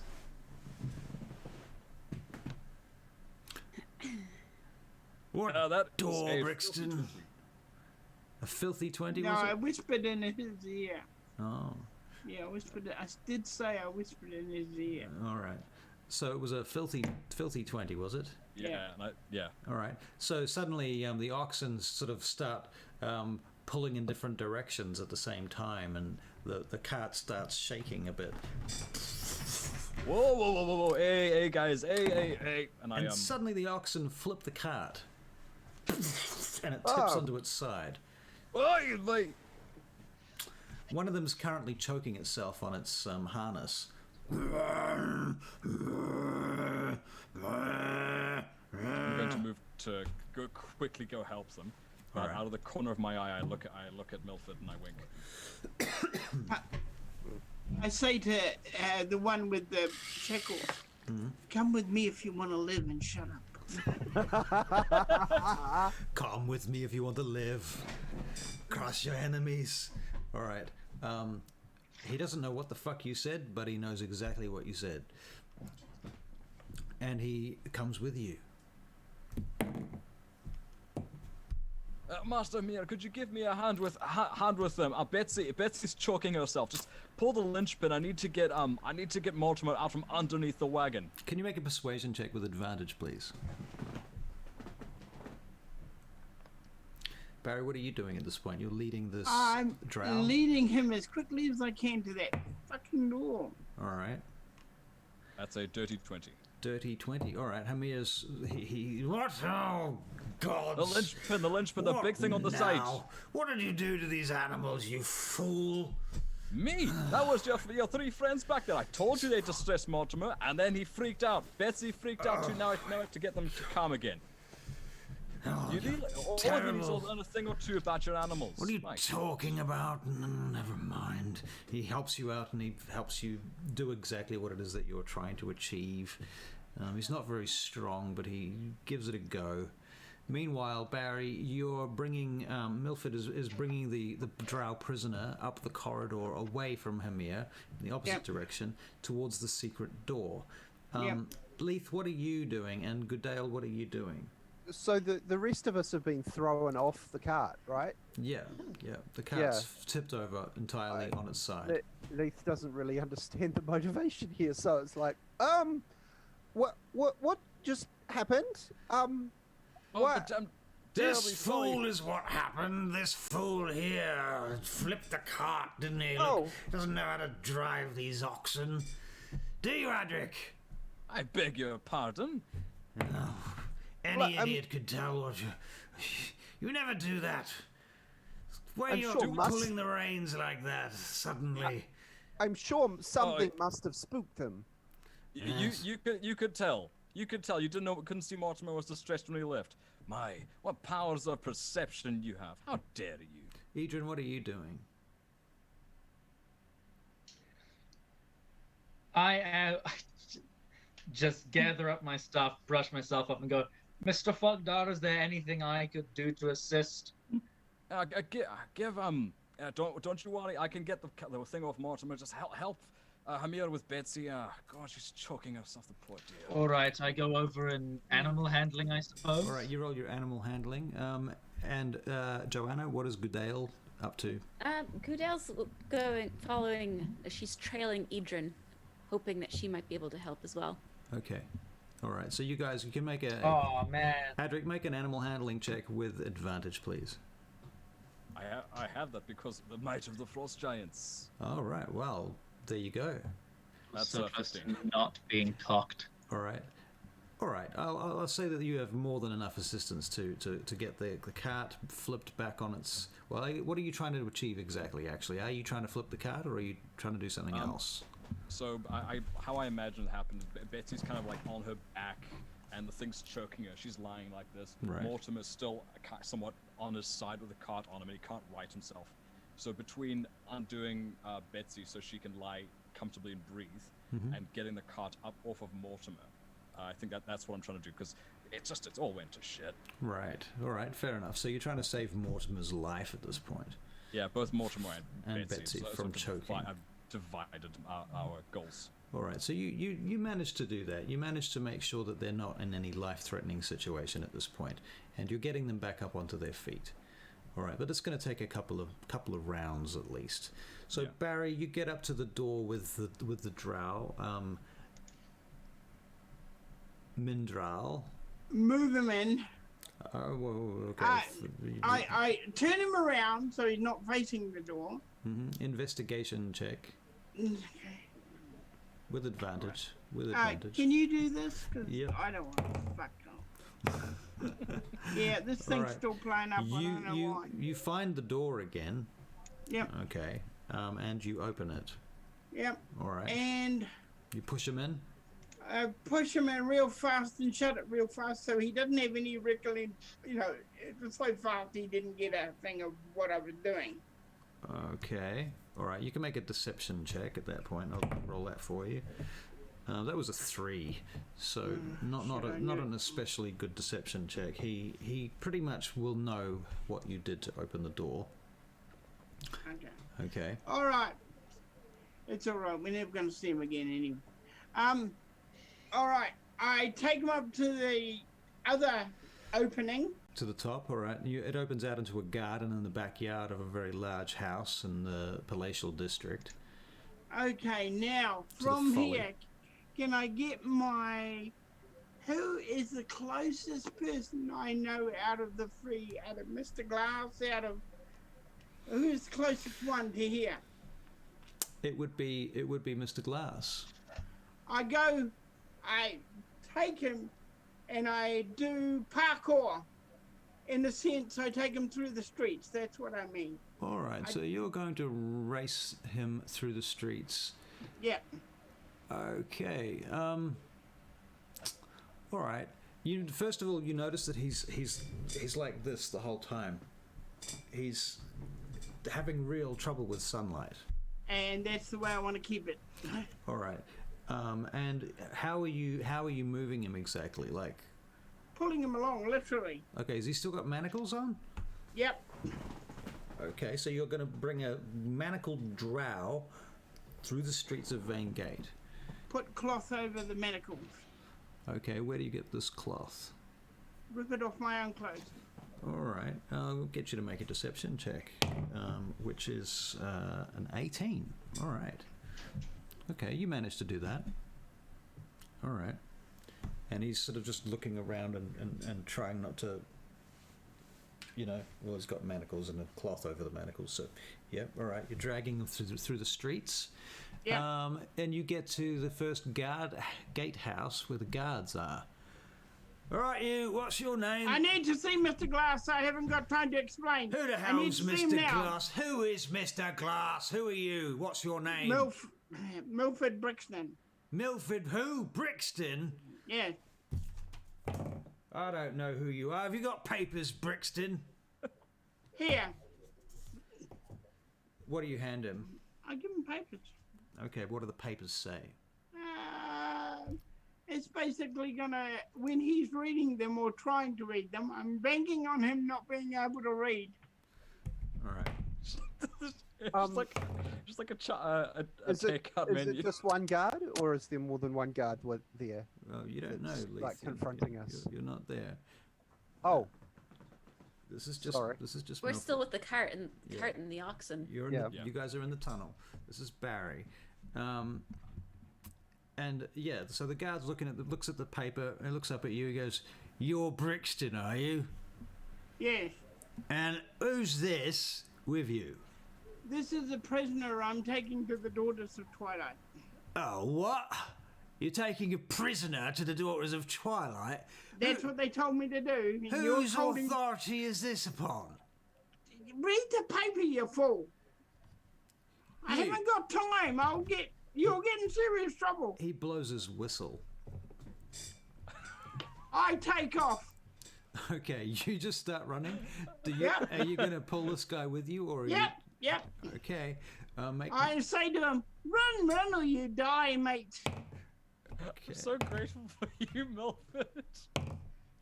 Okay, so you start making athletics checks, which are you're actually stumbling in the mud at the moment with this, trying to pull this guy. I'm doing the best I can to get away from these buggers. I know this city better than anybody, and I'm using it. There are various guards pouring out of the gatehouse behind you. Good, I don't care. I'm gonna run until I get to the Daughters of Twilight. All right. Okay, I don't want to be responsible for your role on this, Barry. Oh, fuck, my thing's blowing So up. I want you to designate one of these players to make a athletics check for you. One of these guys can roll it for you, and this is an open check. So anyone who's watching who has currency in divinity, who wants to spend it to either assist or otherwise desist, Milford Brixton's attempts to get away with this drow prisoner from the guards. But if I may buy your aid, friends, I will let Russell write whatever message you want on my head. My billboard-like head, if you go with a low roll, and I'm bribing you. Yeah, yes, thank you, awesome indeed. Oh, DC 10. All right. So who's going to make the roll? Me, I got it. You got it now. Yeah, here goes. Suddenly he's got it. suddenly he's got it back. Yeah. Suddenly he's got it. Okay. It does. It's a 27. Oh! Okay. All right. So Milford Brixton, you managed to pull this guy down an alley, and you see three guards go running past you, and you drag him down the alley, and you push him over a wall, and you tumble into a pile of trash on the other side. And this cat screams as you basically land on it. And a number of other rats and things go running off down the corridor, down the alley. and you pull this guy's head down, and you sit there for a long moment until everything goes quiet. Yep. And you can thank Orson D for that. Although, to be fair, you did roll a 26, which was pretty frickin' amazing too, so Amazing. there you Now go. Watson gets to write something on my head. Yes. Yes. So what do you? Okay, so going back to our boys and lady in the corridor in the tunnel.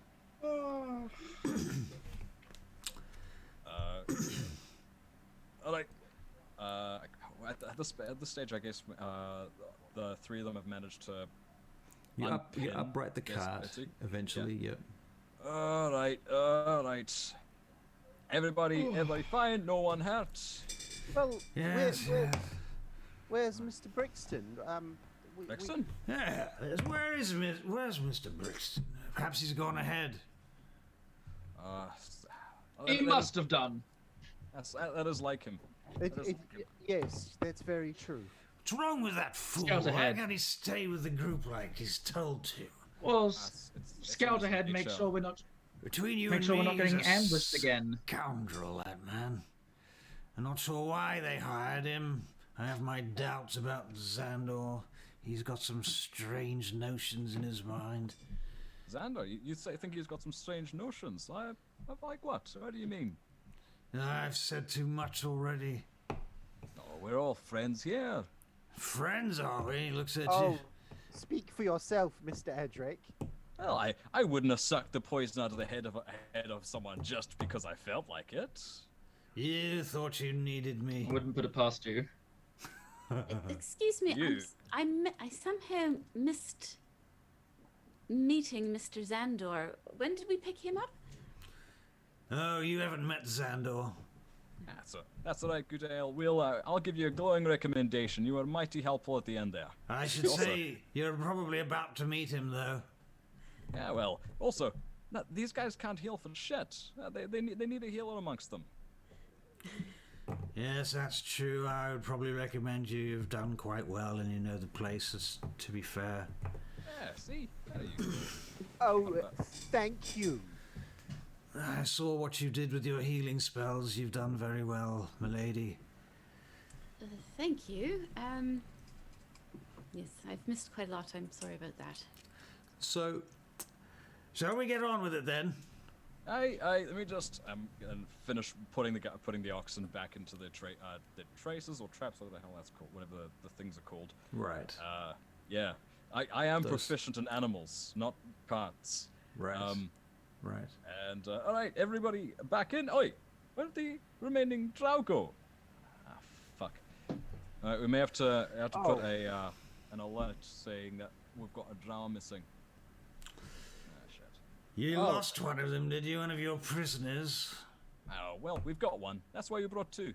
Didn't you say you wanted him back after you'd finished interrogating him? Wait a minute, didn't Brixton's taken the prisoner? Why would he do that? Who knows with Brixton? That doesn't seem in character for him. Anyway, I'm sure we'll find him and he'll let us know. Shall we go, friends? All right, so you guys go back to the annex, and you bring the cart in and down into the underground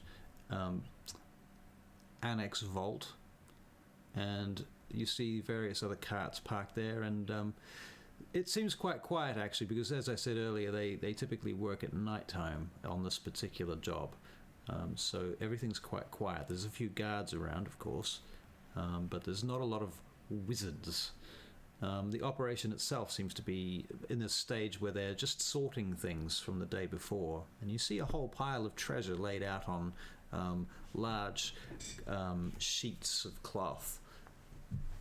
And you look around, and eventually Xandor comes out, and he approaches you. And Xandor's this kind of fairly meek-looking fellow, short hair, and sort of middle-aged, and he has his robes and what have you. He comes across to you. Ah. So you've returned, have you? Good morning to you too, Xander. How do you find yourself this fine morning? Oh yes, it's seems like a good day. I think. How's you've been to site number 2? I was expecting you back a little earlier, but I haven't seen you. I thought perhaps you'd gotten lost down there. You well?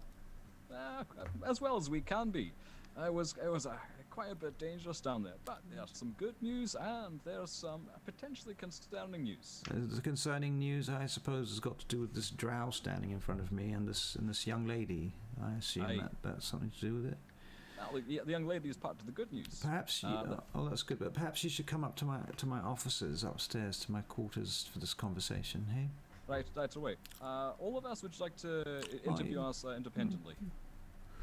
Oh, you're so suspicious, Adrik. So suspicious. I don't need to do that. You can all come with. Come on. Let's go. Wonderful. So. He leads you upstairs and takes you into his office, and it's a wizard's office. It's a study. There's things, wizardly things about the place. There's a window. It's on the 3rd floor. It looks down over the courtyard, and there's a wooden door, and you see various alchemical-looking things, such as alembics and potions about the place. There's even some maps. You notice there's some very detailed maps of Vaingate here. He says to you, where's your friend, Mr. Brixton? We had an accident on the drive-in, and we've not been able to find him. He was flung from the cart. Hopefully, we assumed that we might find him here. Hopefully, he'll be joining us soon. You notice that Hamir has disappeared, by the way. Oh, where's Hamir gone? Oh, he's got some forms to fill in and things to do. Don't worry about that. Well, he won't be missed. We had quite the altercation. You had an altercation with Hamir. I would rather not work with him anymore. He looks at you. Well, I'll take that and note it, Mr. Lath. If I may add to Leith's point, he did mention something about being suspicious of you on our way back. I don't know if there's any ill will amongst you gentlemen, but oh dear, this is not good, is it? We're having personal problems. You better tell me what happened down there, because it seems to me that everyone went down there and everything was hunky-dory, and you've come back and you've had altercations and you've picked up prisoners and all sorts of things have gone on. Well, yes, we actually had quite the battle with some drow and some of their spiders, and Mr. Hamir did nothing to assist. He didn't do anything.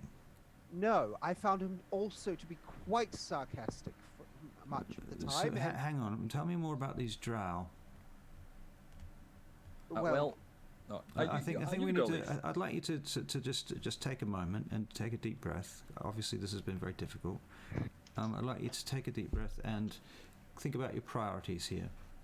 Okay, think about it from the priorities of the job and the city and the annex and so on. Seems to me that if there were spiders and drow underneath the city, then perhaps that might be more important than your personal concerns with Hamir, if there were such. And then we can get to that later. How about that? Is that all right? Well, yes. All right. Yes, So let's go through in a list of priorities. All right. So start again, eh? Let's start from the top. So you went down into the underground, and what did you see? What did you find? Well, there was this large ship and quite an amount of treasure. And so there is treasure there. Yes. Right, because Yes. Brixton came up and delivered a message about that. Right, there's quite a lot of treasure there. a lot of treasure. All right, so it's going to be worth us sending down another team very soon then. Oh, Absolutely. And Yes. would you like to be part of that next exploration? But obviously not with Hamir, because you have a problem with Hamir, right? I see that. I think we certainly could. Yes. All right. So what else happened? Where did these drow come from? I'm not entirely sure where they've come from. No. I'm terribly sorry for butting in, Leith. No. Maybe I am feeling a little bit worked up over the issue with Mr. Hamir. So perhaps you take over, Mr. Adrik. Well, maybe. If you don't mind. I was going to say before you continue, I probably should say hello to this young lady. My name's Sandor Rem. I'm the overseer of this current operation. We work for the Barachiel Envoy, and as do your new friends. Apparently, you've made some new friends here. I'm not quite sure how you fit into all of this or who you are yet, but depending on the situation, you may find that you are going to need to stay here and work with these people because, well, quite simply, the operation that they're undertaking is something often a certain amount of secrecy involved, and we can't really just have you wander out and go around blabbermouthing all of our present intelligence, as it were. Do you understand? Yes, I see. These lovely gentlemen rescued me from the drow, and so I do owe them a debt of gratitude. I see. Well, if you feel that way and if you're prepared to work with them, we can continue talking about your station here, all right? All right, so for the meantime, what I'm going to say is just like, you just listen in and stay with them. If you've got anything to add, please do speak up. You know, don't be shy. And feel free to interrupt them. This one here, Adrik, he talks a lot. It's the anxiety. I'm terribly sorry. Right, now please continue, Adrik. First bit of warning. As you're coming down, there's a mighty chasm, so you'll need to build a wee bridge. All right. First point there. The drow, though. We did encounter one or two skirmishes with them, but the fact they're so close to the surface is incredibly concerning. This gentleman here gestures at Kele, goes by the name of Kele, and he indicated that there were many other pockets of treasure throughout the area. He points at himself and he says, Kalea. Kalea. Kalea. And indicated quite a bit more treasure in the area. So that's good news. So you think there's more treasure then? Well, I don't get the feeling these gentlemen are lying. So where did you... So you say that you found them down there. What were they doing down there? They were in a cage when we found them. They'd been kept on a pair of ogres' ladder, as it were. Ogres? So there's ogres. So we need to be concerned about ogres. As far as we know, there were two ogres. Those two ogres are no longer among us. But we absconded very quickly with our friends here when two large presences were following. I see. All right. And don't forget about the spiders. There were many spiders. I would bring some... The giant skeleton. Quite a lot of spiders. Yes. So spiders and a giant skeleton. He starts. I need to make some notes. He takes out some paper and starts writing things down. So spiders, giant skeletons. What else? And what is ogres. Possibly a cursed book. A cursed book. Oh, aye. Possibly a cursed book. A lot of treasure, though. You say there's an awful lot of treasure. You said that. There was a funeral boat. Yes. Funeral boat, all right. Okay. Did you make a map while you were down there? I didn't know it. Did either of you? No. That would have been very useful. It's probably one of the most... Try to remember the way, but... Right. Well, how far would you think that you went? Like, how many... Was it several miles? Was it a few meters? Was it, how many floors down? How many levels? More or less a straight run down, actually. Sans the chasm. Not too far. I'd wager no more than half a day's journey, if that. A couple hours. Right, I see. So what sort of force, if you had to put together a force to go down there, if you, what would you want to take with you? Who would you take with you? I'm just counting how many of us there are. I'd say the five of us, the people with us as well as Gudael, proved to be quite adept, really. Beyond that, just some people to kind of to set up a perimeter in the funeral boat. Beyond that, I think the smaller the team to scout beyond that, the better. A small team then. So you wouldn't want to take a contingent of mages or perhaps some mercenaries or something like that? No, quite tight. If we divided our forces amongst different dig sites, that may be better. But I know we're stretched for resources, so you want to keep it tight and quick. Yeah, we're having some diplomatic issues at the moment. A couple of problems have cropped up in the meantime. It seems like, well, quite basically, some of the nobles have gotten wind of something going on, and they've reported it to the powers that be. You see, so we're currently dealing with Her Majesty Queen Claresca of Scartabel. So the tighter this is, the better. I imagine you'll have quite a bit more bargaining chips once you get into that funeral boat. Well, yes, yeah, I suppose we will. All right. Okay, so Piles, mountains of gold. Mountains of gold, you say? He writes down mountains of gold. The boat itself was near buried in it, and giant boat, like giant. A giant boat buried in treasure. That's remarkable. Remarkable. In giant treasure, buried in giant treasure, not just normal. That is utterly remarkable, Leith. And what did you make of all of that? Well, it was truly a wonderful piece of history to behold. I'm not sure. I can't wait to see it for myself. And once we've got the road clear and the bridge, as you say, probably needs to have a bridge by the sounds of it. Absolutely. Yes. We almost lost Hamir on the side. Oh dear, no, we can't have that. Oh.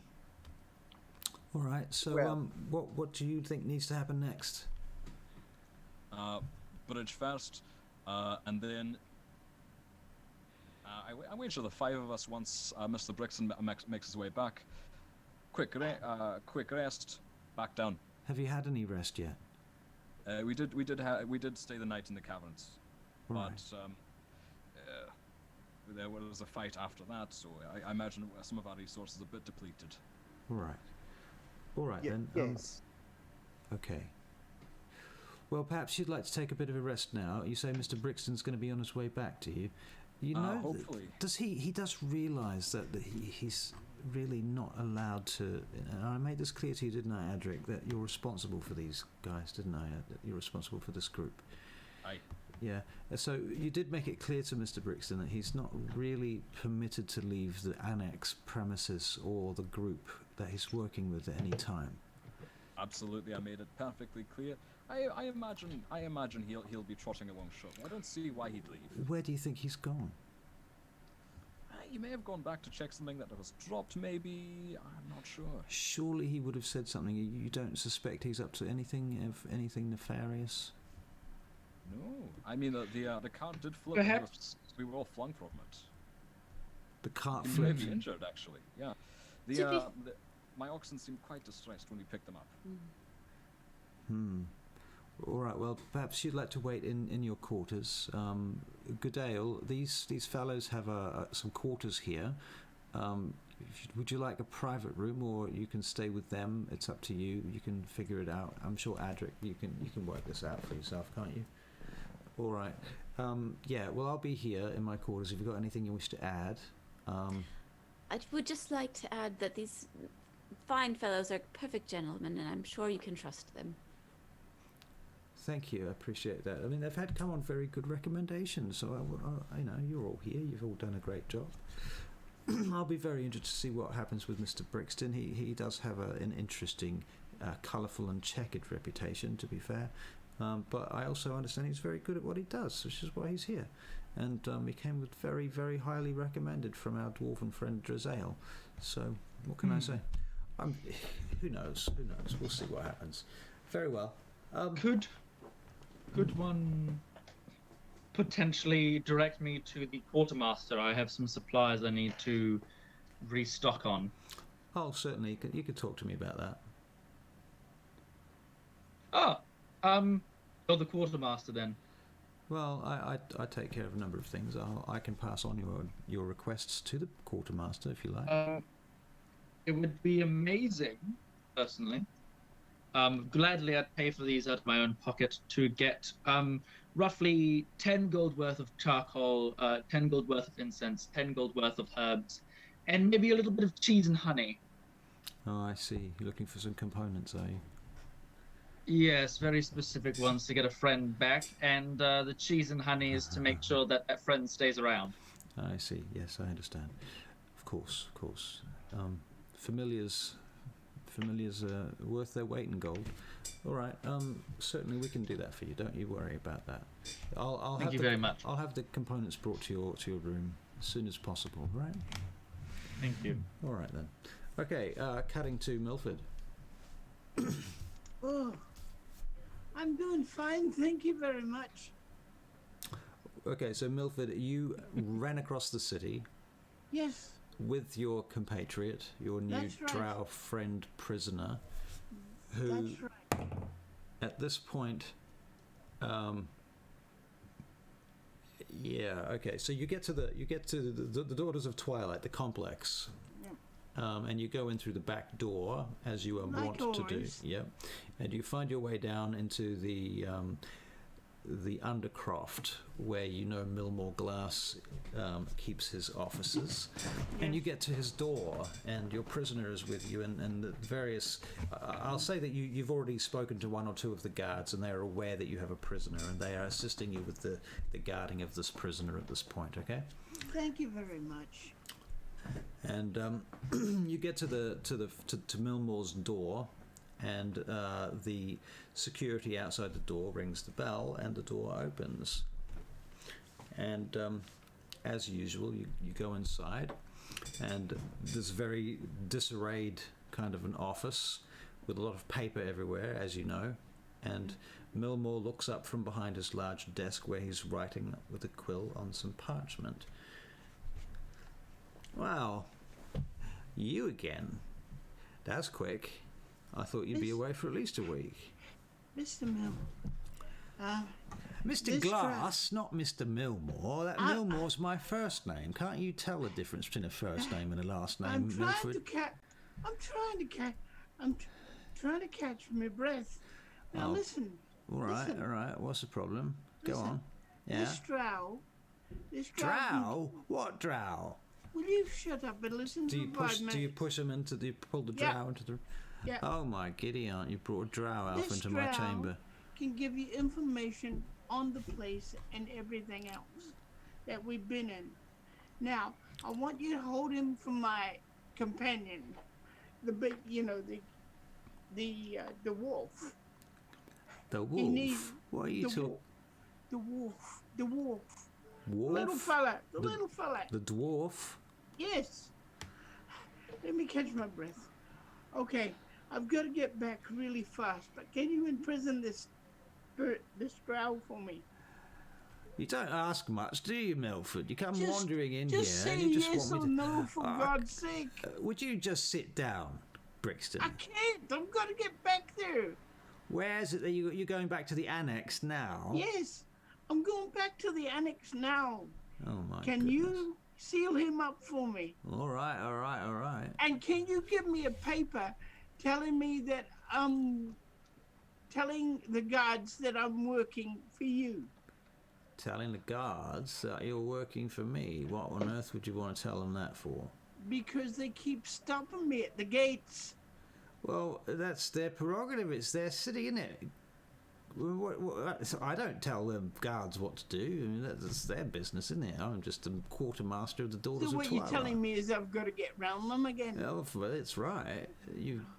That's right, Milford. It's not my All freaking right, business. all right. Now, can you keep this one for me? Yeah, I told you I'll do that. He'll give you information. He'll All tell you all about the boat and everything else. Aren't you? What boat?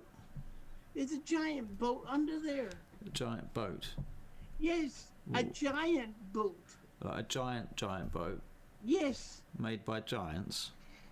No, made by God knows who. Of course, bloody giants. I've got to get going now.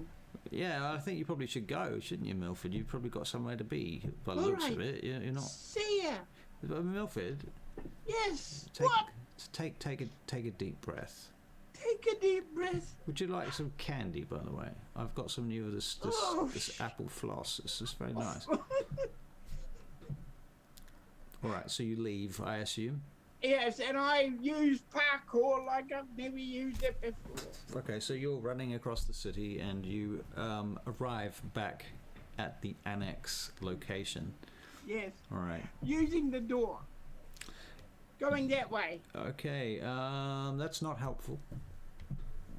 What, going up to the thing and coming through the... Yeah, because that gate is on the other side of where you need to go to. Can't I go through the trap door and down again? No. No. Oh, well, I didn't know that. All right, I go head for the annex. All right. I have... Oh, I'm going to damage my head. Okay. I damage my head. In what way? So you're going to come in bleeding? Is that what I'm seeing? Yes. All right. How are you going to do this? It's easy. It's called a wall. You just go bang real... All right. You bash your head a few times on a wall. Yep. All right. Till it's bleeding. All right. Okay. And then you come wandering up to the annex gate, and one of the wizards there looks at you, and you've got papers for this location. Yeah. Right? So you hand them over. They look at them and they allow you in. Okay. I go looking for the guys. All right. And as you cross the courtyard, you see Xandor Rem comes wandering in your direction across the courtyard very quickly, in fact. He comes walking across to you. Brixton, where have you been? Drow escaped. Tried to get him, but he got me. Oh, The drow escaped and... we had 2 drow. One escaped. I tried to get him, but he hit me. Oh dear, Milford. Look, I think what you should do is you should come with me and I'll see to that. I'm about your sorry. head. I didn't mean to let you down. Okay, make a persuasion check. Persuasion. No, actually, make it a deception check, I'm sorry. Deception. Make your mind up. Fair call. You can have advantage for that. Okay. All right.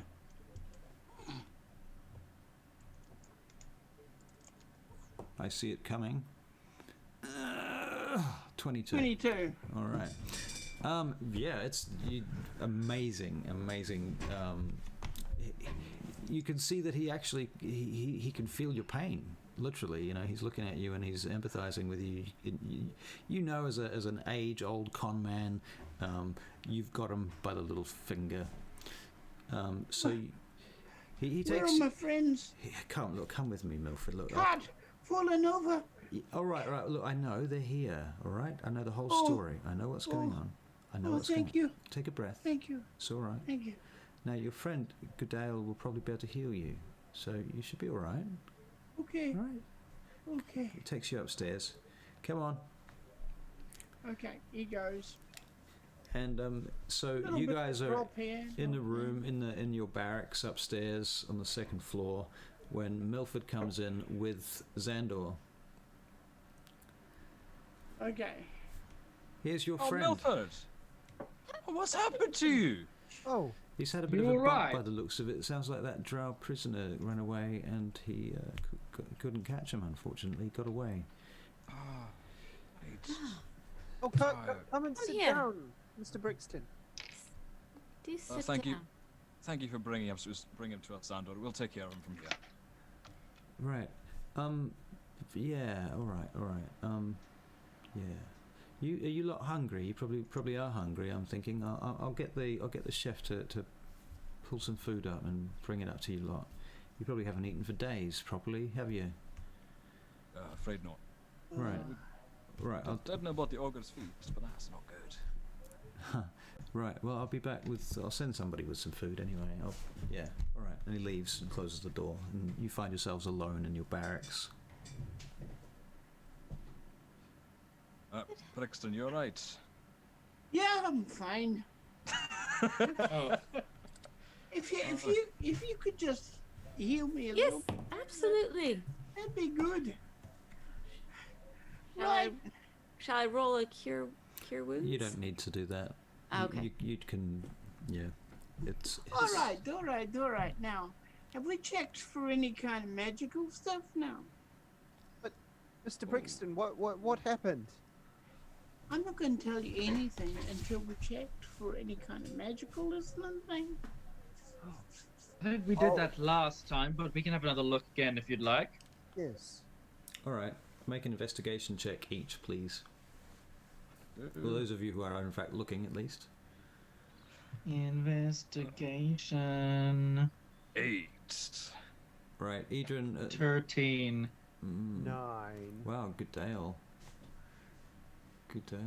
20. Wow. Hey. All right. So Leith, what are you distracted with?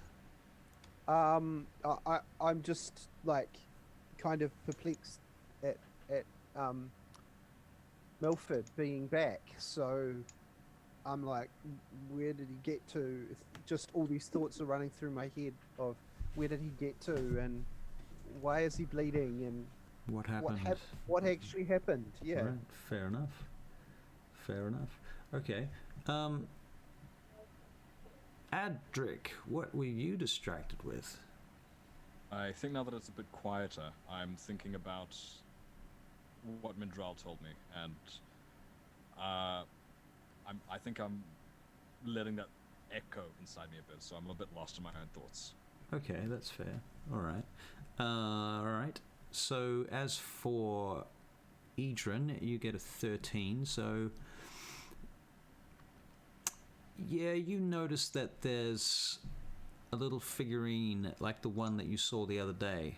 Seems to have been, it may in fact be the same figurine that has been restored here. And about that point, Milford and Gudael also see the same figurine, and you all kind of converge on it. Curious little statue. Are we in your room, Adrik, or are we in the common room? I'm assuming you're in the common room at this point, but actually, and that statue was in Adrik's room, wasn't it? Yeah, it wasn't my room, but prior. Yes. Interesting. Is there a window nearby? Yes, there is. I do what I did last time and just pick it up, fiddle around with it, go to the window and drop it out. Okay. All right. Very good. I must say, I get quite tired around windows. All right. It is done. You believe Yeah. yourselves to be in privacy now. And away you go, Mr. Brixton. What's happened? Yes. All right. Your little problem is all wrapped away and safe. Thank you. I have a lot to do with that one. Thank you. Anytime. Okay. What are we gonna do now? Leith is completely confused. What are you talking about?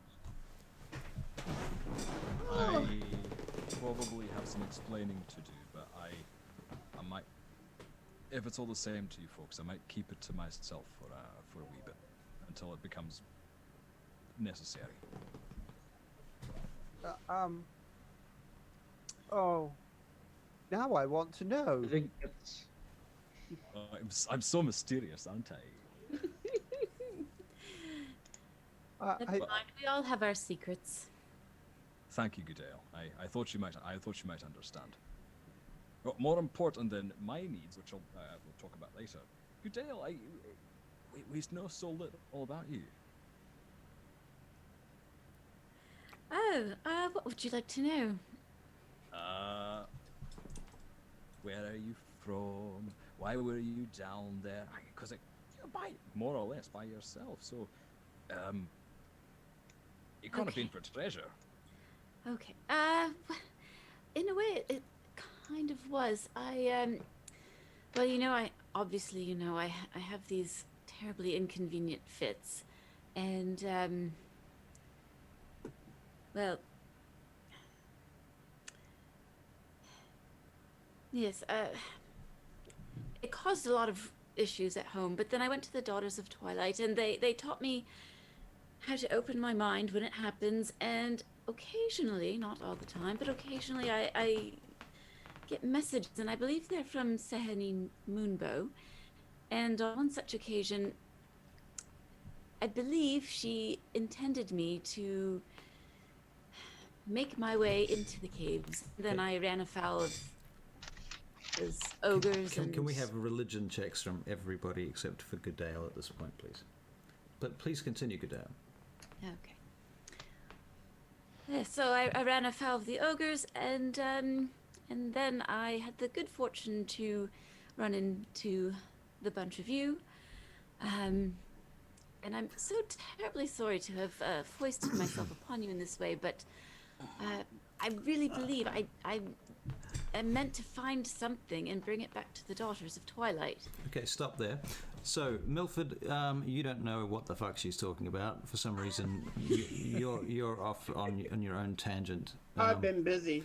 The old mind's been busy. Edryn, you must be still distracted with whatever you're doing because you missed that whole thing about Sehanine Moonbow. Because if you had been paying attention, like Leith and Adrik, you'd be standing there with your mouth open. Like what? The goddess that was banished from the world 30,000 years ago is talking to you in dreams while you're having fits. Because that's what the pair of you... Sehanine Moonbow speaks to you directly. Well, I believe so. So who is this Moonbat? She is the So- elven god. Say Moonbat. I'm sure he said Moonbat.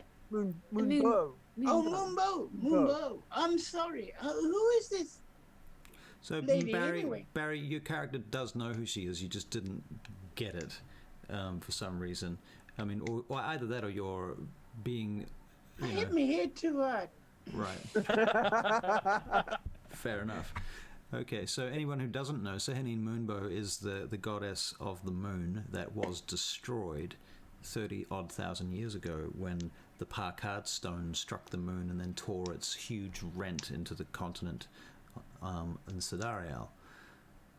And so she was, according to legend, banished to the abyss. So why she is speaking to this young lady is anyone's guess, and why she is being so open about it is yet a further mystery. It may well draw bad, attention to you, Gudael. Oh, whoops! But you haven't left the temple very often, so you're still kind of new to the idea of dealing with other people outside of the temple. Okay, back to you guys. So you get these visions through these what happened earlier. What do you call those? Call them the fits. The fits. We called them fits when I was growing up. Aye, okay. But when you just earlier, when you had one of those fits, did you get anything? Oh, sadly not. It's very frustrating. You have this Sometimes. feeling that you have these long conversations with Sehanine, but it's like coming out of a dream. You can't always remember them, and you just get fragments of them, and you have feelings left over about them. Right. And sometimes you just have certainties about things that come up later. More often than not, it's more like you have a kind of a sense of deja vu. Something will happen, and you're like, oh, this is what I'm supposed to do. I know what I'm supposed to do because this reminds me of that conversation I had with her where she told me this thing. But in between times, you don't remember until the actual event is occurring, and then you're like, I know what I must do here. Does that make sense? Yes. Yep. Okay. Have you ever been asleep and had a dream, and then you woke up and you couldn't quite remember it? No, I remember all my dreams. No, Oh. it's a lie. I'm joking. I'm sorry. I'm being deliberately a prick. Facetious, I think, is the word. That's the word. Hey, Leith. Leith, Yes. that sounds a bit like you, lad. What? You know who that we don't talk about. Oh. Wake up, boy! Wake up! Well, yes, I do get these. I do get these visions from time to time, but I feel that's something quite different, Mr. Brixton. You feel it's quite Who's- different, do you? Well, you know who? You speak to a different god. I speak to a creature. Yes. Creature. I What suppose, creature? I suppose we trusted them with your life, so you might as well. She They're- looks like a nice lady. Well, yes. This black. The only way I could describe it is a unicorn. Came to me some time ago while I was traveling, and imbued me with these powers. Michael's smiling. And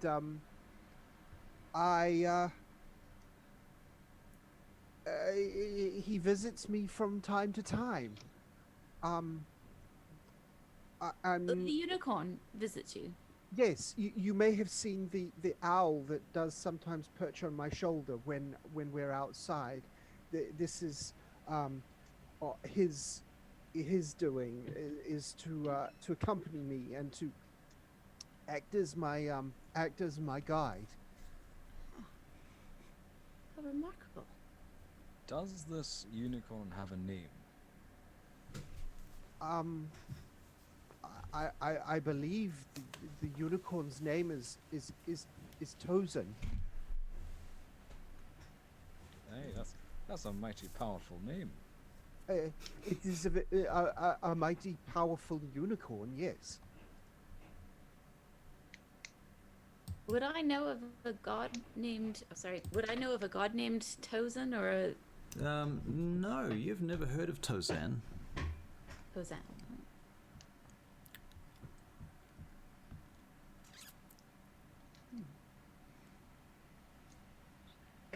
Now, while we get to I'll tell you each what. You other- can make a history check. There you go. You can make a history check. See if you have heard any stories of Tozan.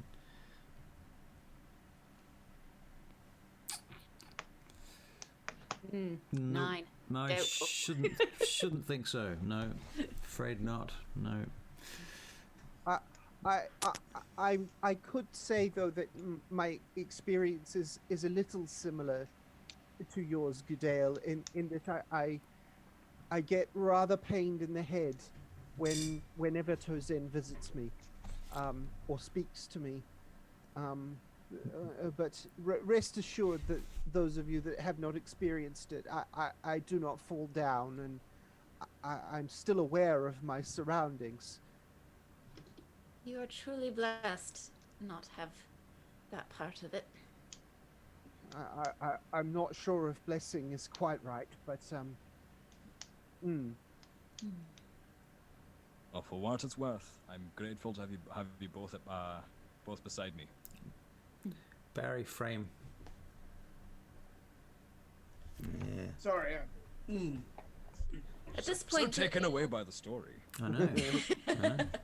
I wasn't Gudael's sure kind if of he might have one- died or something. No, when I die, I'll tell you.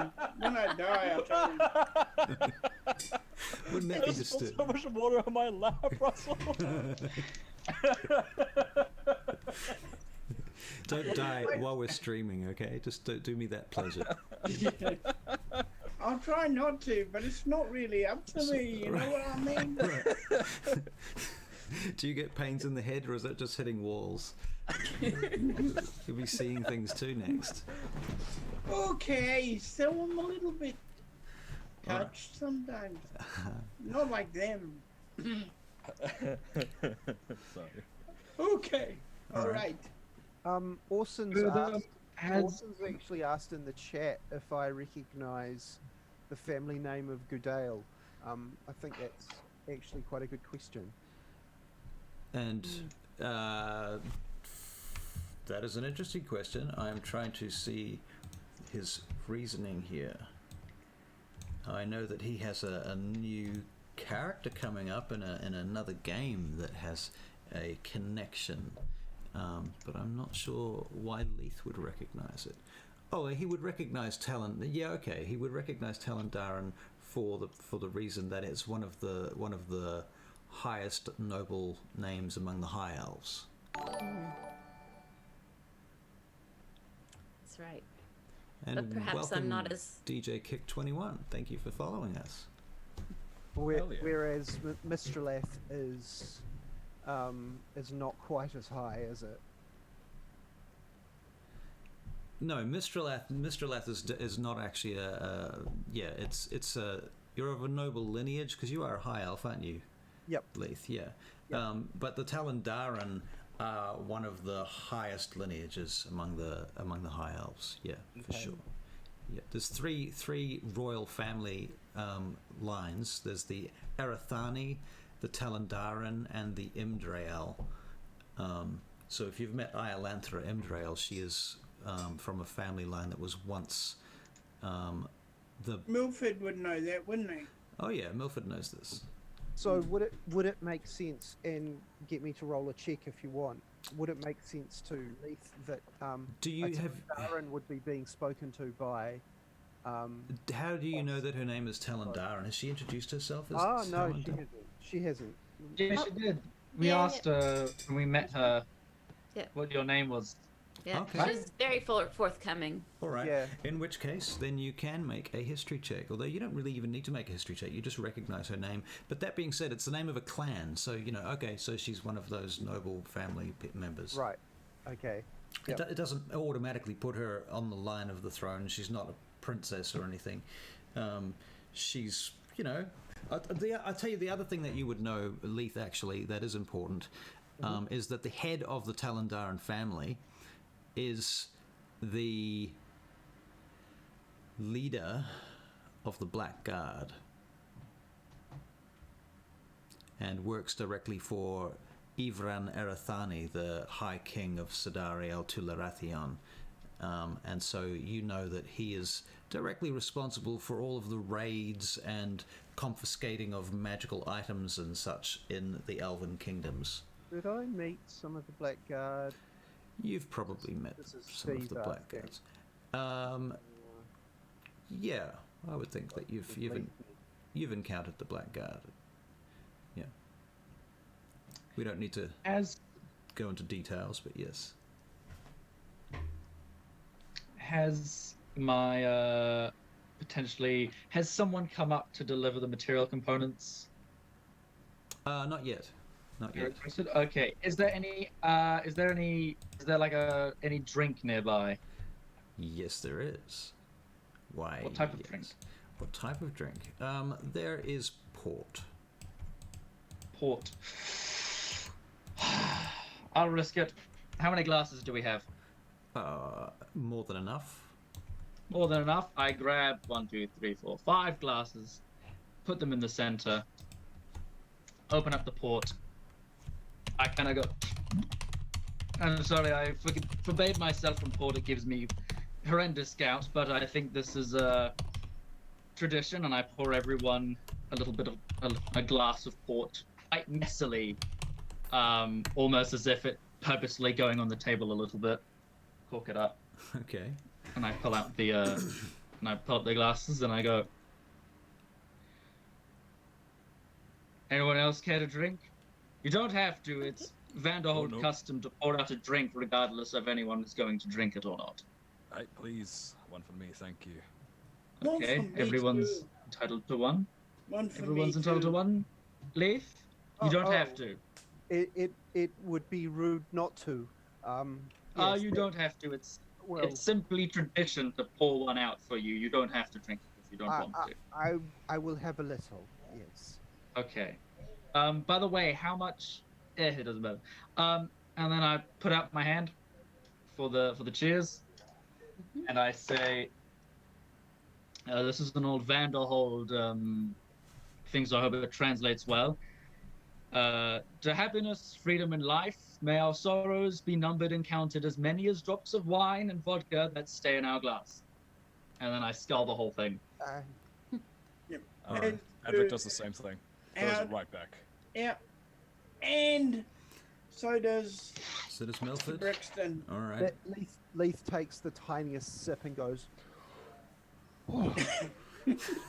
Now, very quickly, I have no idea about port. Is port supposed to be sipped, or is port supposed to be down the hatch? it's Generally. I supposed to do. be sipped. It's a Sipped? Okay. it's Okay. it's Leith a is fine fortified then. wine. Yeah. That's fine then. That's good. Unless we only had shot glasses, which is different, but that's fine. Yes.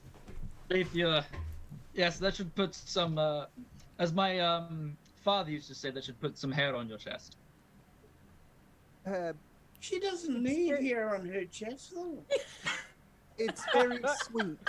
I said Leith, not Gudael. Oh, sorry. That's who he was talking about. But you don't need I don't think it works like that. I've been drinking for many years and hasn't really done much. No, I can see that. Yes. Okay. Now, listen now. While we're here and we're all together and we're alone, I'd like to bring up a few facts. We're running out of time to get gold out of this place. Or to get anything out of this place. But I have a few ideas if we fall into problems. I noticed they're loading some of this stuff at the docks. If we can't get our hands on stuff here, maybe later on we can borrow a boat. What stuff? The people from here are putting some of that stuff that they're getting on a boat. What stuff? The gold, the stuff. Artifacts, the giant Oh. all Artifacts. that. Oh, I see. They're putting it on a boat. If we Oh, can't get anything here and find it too impossible, why don't we kidnap a boat? I like your phrasing of kidnap a boat. I like your phrasing. Should we maybe tell Gudael our actual plan? I don't think she knows about our... Are you suggesting, Mr. Brixton, that we steal things and skip out on our obligations? No. I'm not suggesting stealing. I'm Suggesting kidnapping. I'm suggesting that we, what do you call? We just borrow it from them for a while. Just For a little while. So we will return the boat. Oh, we'll return the boat. Just not the stuff in the boat. Because they don't need it. Oh dear. There are Listen, needy Gudael. poor. There are needy poor children out there that need it far more than they do. Gudael, you have been very open with us, and I think it's fair that we are very open with you. Not so much Mr. Fogdar. I think he's simply very helpfully decided to help us. But Mr. Brixton, Mr. Lath, and I... Oh, yes, sorry, Mr. Fogdar? No. I will just clarify that I'm working with these wizards by coincidence. My needs align with theirs. And if my needs align with yours, then, His needs- as they seem to do, then I'm quite happy to go all in. Yes, we were employed by some people to steal, commandeer as much Commandeer. items That's as a we good possibly word, commandeer. That's from a this good word, place. commandeer. I like it. Yes. We're going to commandeer some stuff. And I think it would be... Yes, Mr. Brixton, you were saying? I was thinking, we could commandeer, I love that word you use, commandeer a boat that's carrying the stuff already on it. Because you see, I have a barge, and if I put it down the river and the boat and the river meet, we can put some of the stuff on the barge and move it up once we've taken the boat. The hard part is going to be taking the boat. I think it would be good. I thought, personally, if the noble houses of this district are slowly catching on.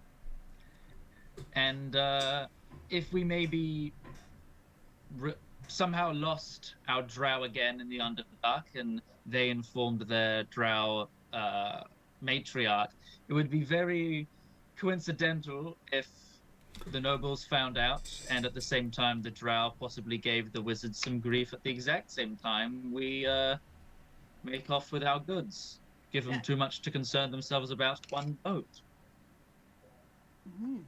Good idea. We'll use.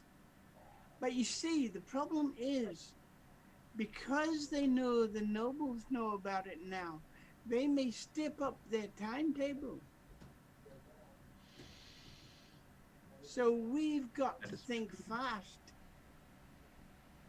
Mr. Brixton, you seem the mastermind sort here. So Oh, no. No, that wasn't facetious at all. As a wandering voice did speak into my mind, it inspired me to use that more aptly.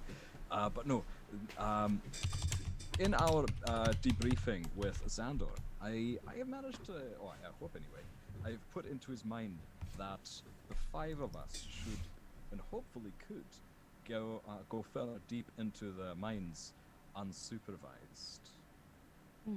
The trouble with that is, so far, we can't get the stuff that we want to acquire out of the mine without them taking it away from us. If it's on the boat, we can take over the boat. Why not You see. do both? Take from the mine and then the boats. Oh, my mother always taught me this little thing. Only go for one target at a time. Get too greedy, you get caught. Leith An turns education you had. to Gudael and says, "Do you think this sounds a bit needlessly complicated, or is it just me?" Oh, man, sounds a whole good deal of complicated, and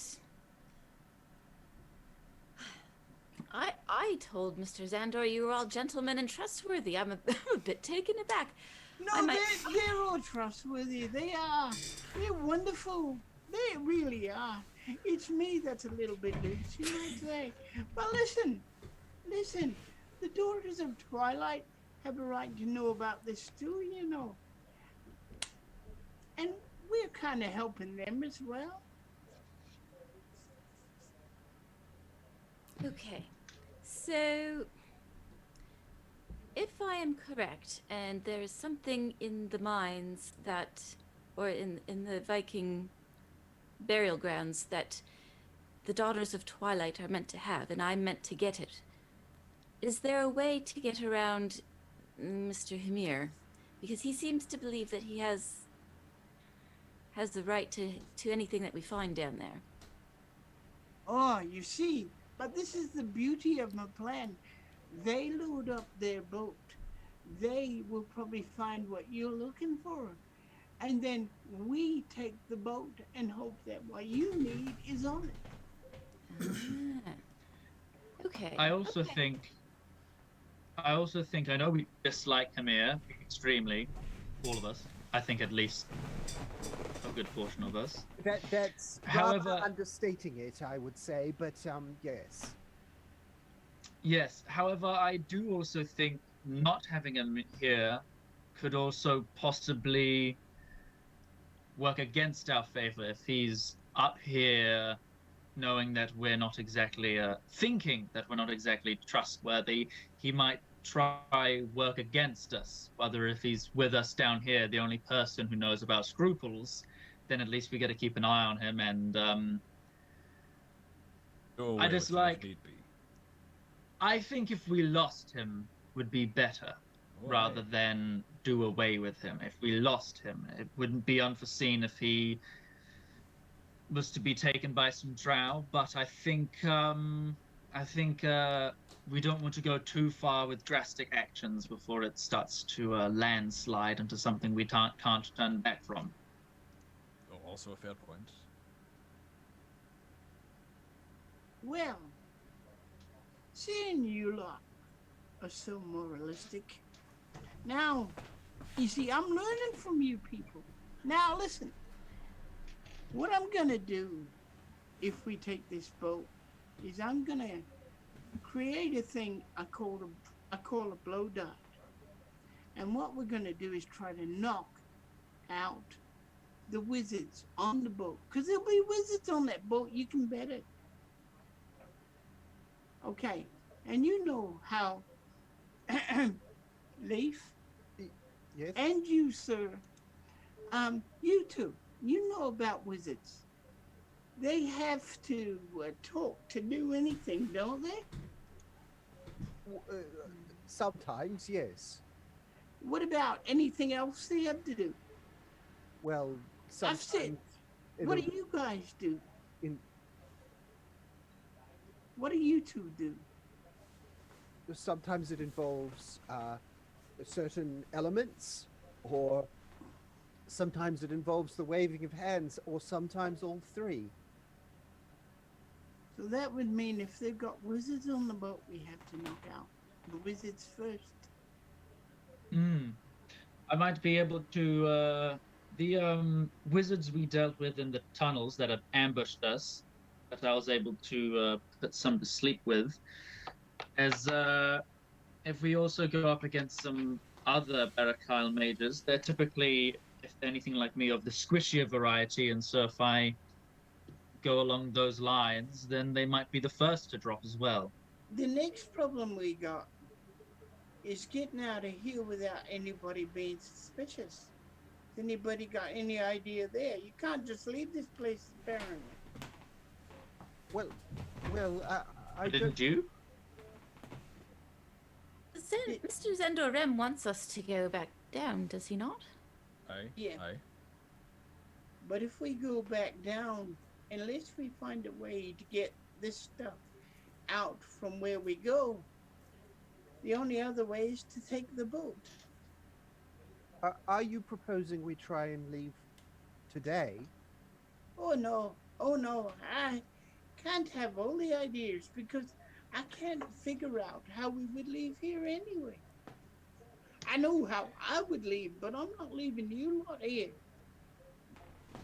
Well, I think we still need to maybe establish some more trust with Mr. Rim. How many more days have we got before?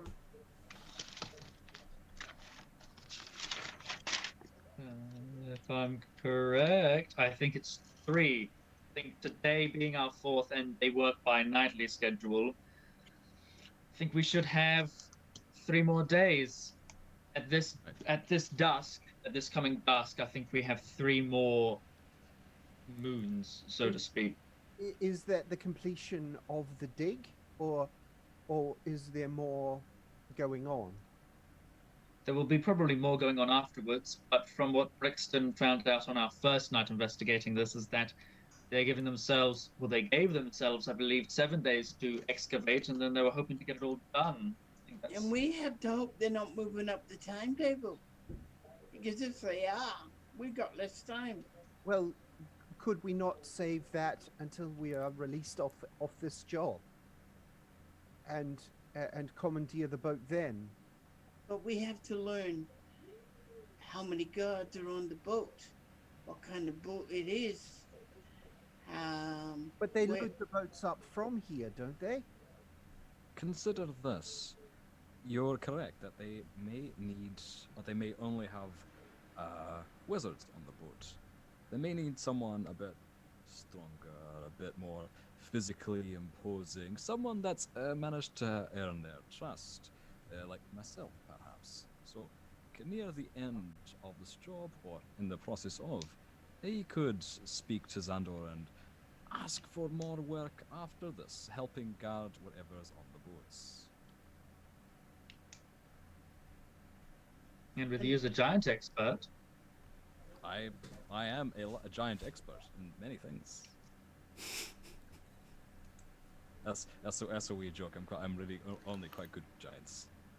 Do you think you could get us on somehow to work with you? If we gain the trust, like Mr. Leith says. At this stage, I'm mostly confident that Xandor trusts me, but if we work together quite well in the days coming up to that, I could say that I've formed a bond with you, and that I vouch for you, and that we would be a really brilliant team working together, protecting the boats as they take them to wherever they're meant to be going. I think that's a very good idea. My only fear is that if they continue as the way they are, and I hope I could be possibly going down too many paths and overthinking this, but I just fear that if they do end up rushing excavation, they might try a rush boat loading and boat leaving, and they might want to make it as tightly knit as possible. But yes, I think if we do as Leith says and try to get ourselves ingratiated, I think in either case, actually now that I think about it, either case, if we can prove ourselves upstanding members of the dig, then we should be able to get on the boat, yes. There is one thing I'd like to bring up that's pretty hard on people like Leith and possibly yourself, my lady. But if things get hard on the boat, and they just might, because the best laid plans of mice and men can go wrong. I'm not saying we're gonna have to, but I just want people to face it as a reality. We might have to kill somebody to save our own lives, that is, because they won't let us take this. That's why I want to use the darts so we knock them out. But if that doesn't work and something goes wrong, we might have to fight our way out. Well, we've all proved pretty successful in that so far. Yes, but Leith, I know how you feel about violence. Well, that's true, but I'm willing to look after myself when look after matters when need be. Okay. What about you, milady? Well, I don't quite understand it, but I do feel that I need to go on this mission with you. Okay. Now, listen. I'll try and see if my plan works. I'll try and get time to make some blow darts so we can use them. Okay, and I'll try and get the mixture. I don't know how I'm going to do that yet, but I'll try and get the stuff I need to put them to sleep, alright? Alright, so we've got a plan. We've got to ingratiate ourselves now. And then somehow, can you make sure, and he's looking at you, I forgot your character's name, sorry. Adrik. Hey? Can you kind of see if you can get us on that boat somehow? As subtly as possible. I believe we'll be, well, if the last few days have been anything to go by, I believe we'll be having a meeting with Xandor in the morning, debriefing before we continue, because there's a lot happening in the next few days, I imagine. But they don't know that we know about the boat. Oh, right. They know, I know. They know that I know, and I may. I'll go, oh, Mr. Xandor, I really need the job after this. Could you please let me onto the boat? I really like swinging my hammer for you. And then he... So you do know about the boat, do you? I'm part of the process. I read the runes, I say, oh, this sword's really, it's not shite. It belonged to some giant, who cares? Yeah, I know where it goes. Does anybody know how to sail here?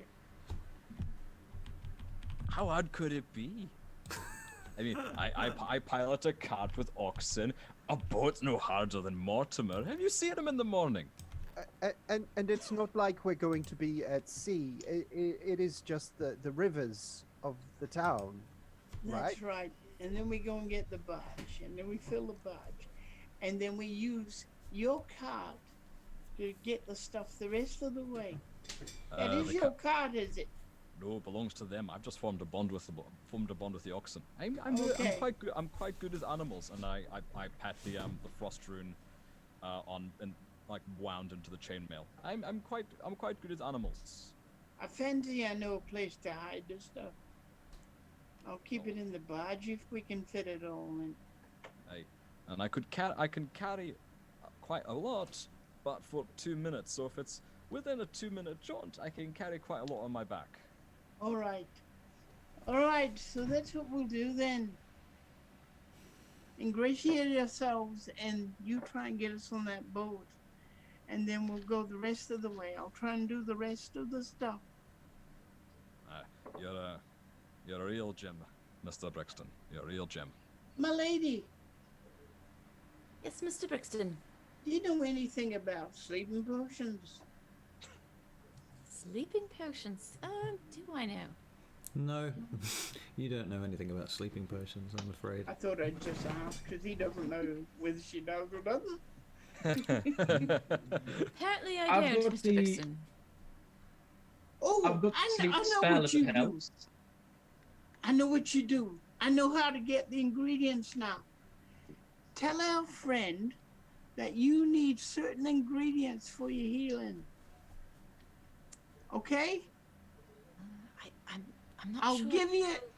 I'll give you the ingredients I need. Oh, okay. Try and get them in bit by bit, and try and get him to give them to you, or give you permission to do so. If you know what I mean. Do you understand what I mean? I will see what I can do, Mr. Brixton.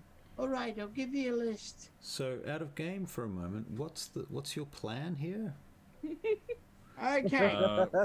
That's a really I'm good gonna question. choose Edryn to explain what's going on, because he's been listening, and he hasn't been putting a lot of input in. So I don't know. I was talking a lot about the boats That's and true, having yeah. Hamir and such like that. that's true. This It really was just Adrian it's- talking. It was. So what is the plan here? The plan is that we cast Lawrence Tierney and get him to explain the plan. Reservoir Dogs like. Right. So we go in, we get what we want, we get out. Right. That's a brilliant it's plan. much more complicated than here. Okay. Yeah. I think the hope is that, as I understand it, and I'm just going to say this as Edryn just to make sure he's clear, the plan is that if we can take anything else, we can. But mainly we want to ingratiate ourselves to be able to get onto the boat. If we need to, we will storm our way onto the boat, take what we can, get to the other side, store it, lay low for a while, and then contact Glass, Hazeldrill, or Drizel. Mm-hmm. And I've got my sleep spell. You've got your blow dart you want to make. Yeah. So we can put them to sleep if need be, but be prepared to bring a little bit of fire. Yeah. And I meant to procure the ingredients for the sleep spell. Yes. Well, for the blow darts, I think. Yeah. The blow The darts. blow dart. So, I'm sure I have some other things I need to get from Mr. Rem at some point. So I'm sure we can all kind of bundle that together as the quartermaster. We could ask him to just kind of get that all into one thing to give to us. Hello? Hello? Knock knock. Hey, come on in. Oh. Yeah. Yes. I was sent here by Mr. Rem. Hey, Have some things for you. You must be Edryn. He's looking at you, Adrik. Ah, yes. Wonderful. Oh, sorry, not you. All right, turns to you, Edryn. Here's the bag. These are the things that you asked for. Ah, thank you very much. There's Yes. a meal downstairs in the mess, if you want it. Excellent. that's Also, very kind of you. Oh, yes. Dinner. beer and ale. Also, dinner time is it? Oh, that's interesting. We just got up around here. Hey, let's go. Yep. Head downstairs and eat. All right. Yep. Okay, so you make a meal of it, and you've got your things and such. And I think this might be a good place to leave the game. now that it's nearly 10:30, and we started a little late, so I thought I would let it run for as long as it had to. But thank you everyone for watching. Thank you everyone for playing. Thank you. And Thank you. Thank you. unless anyone Should we has all any, be long resting? you're going to take a long rest at this point. Yeah. It is day night time. After dinner. Yeah, seems like a reasonable time to do it. All right, so next session you will begin having long rested with full hit points and full spell slots, etc. I'll just say while Adrik is long resting, I'm going to attune to the hammer I got 2 sessions ago. Okay. All right. Very good. And I'm going to summon Pup. Okay, cool. Very well. And Milford, you're going to put together some poison. Yes. Yes. All right. But what poison? Whom? Oh no, I'm just gonna put people to sleep today. That's all. Right. Well, when the time comes, not now. I'm just gonna. Alrighty, well thank you guys for watching. As I said, thank you to T. Earl Grey Hot for watching and coming along. You've been among our most precious of viewers, and we greatly Thank you, T. Earl Grey appreciate that.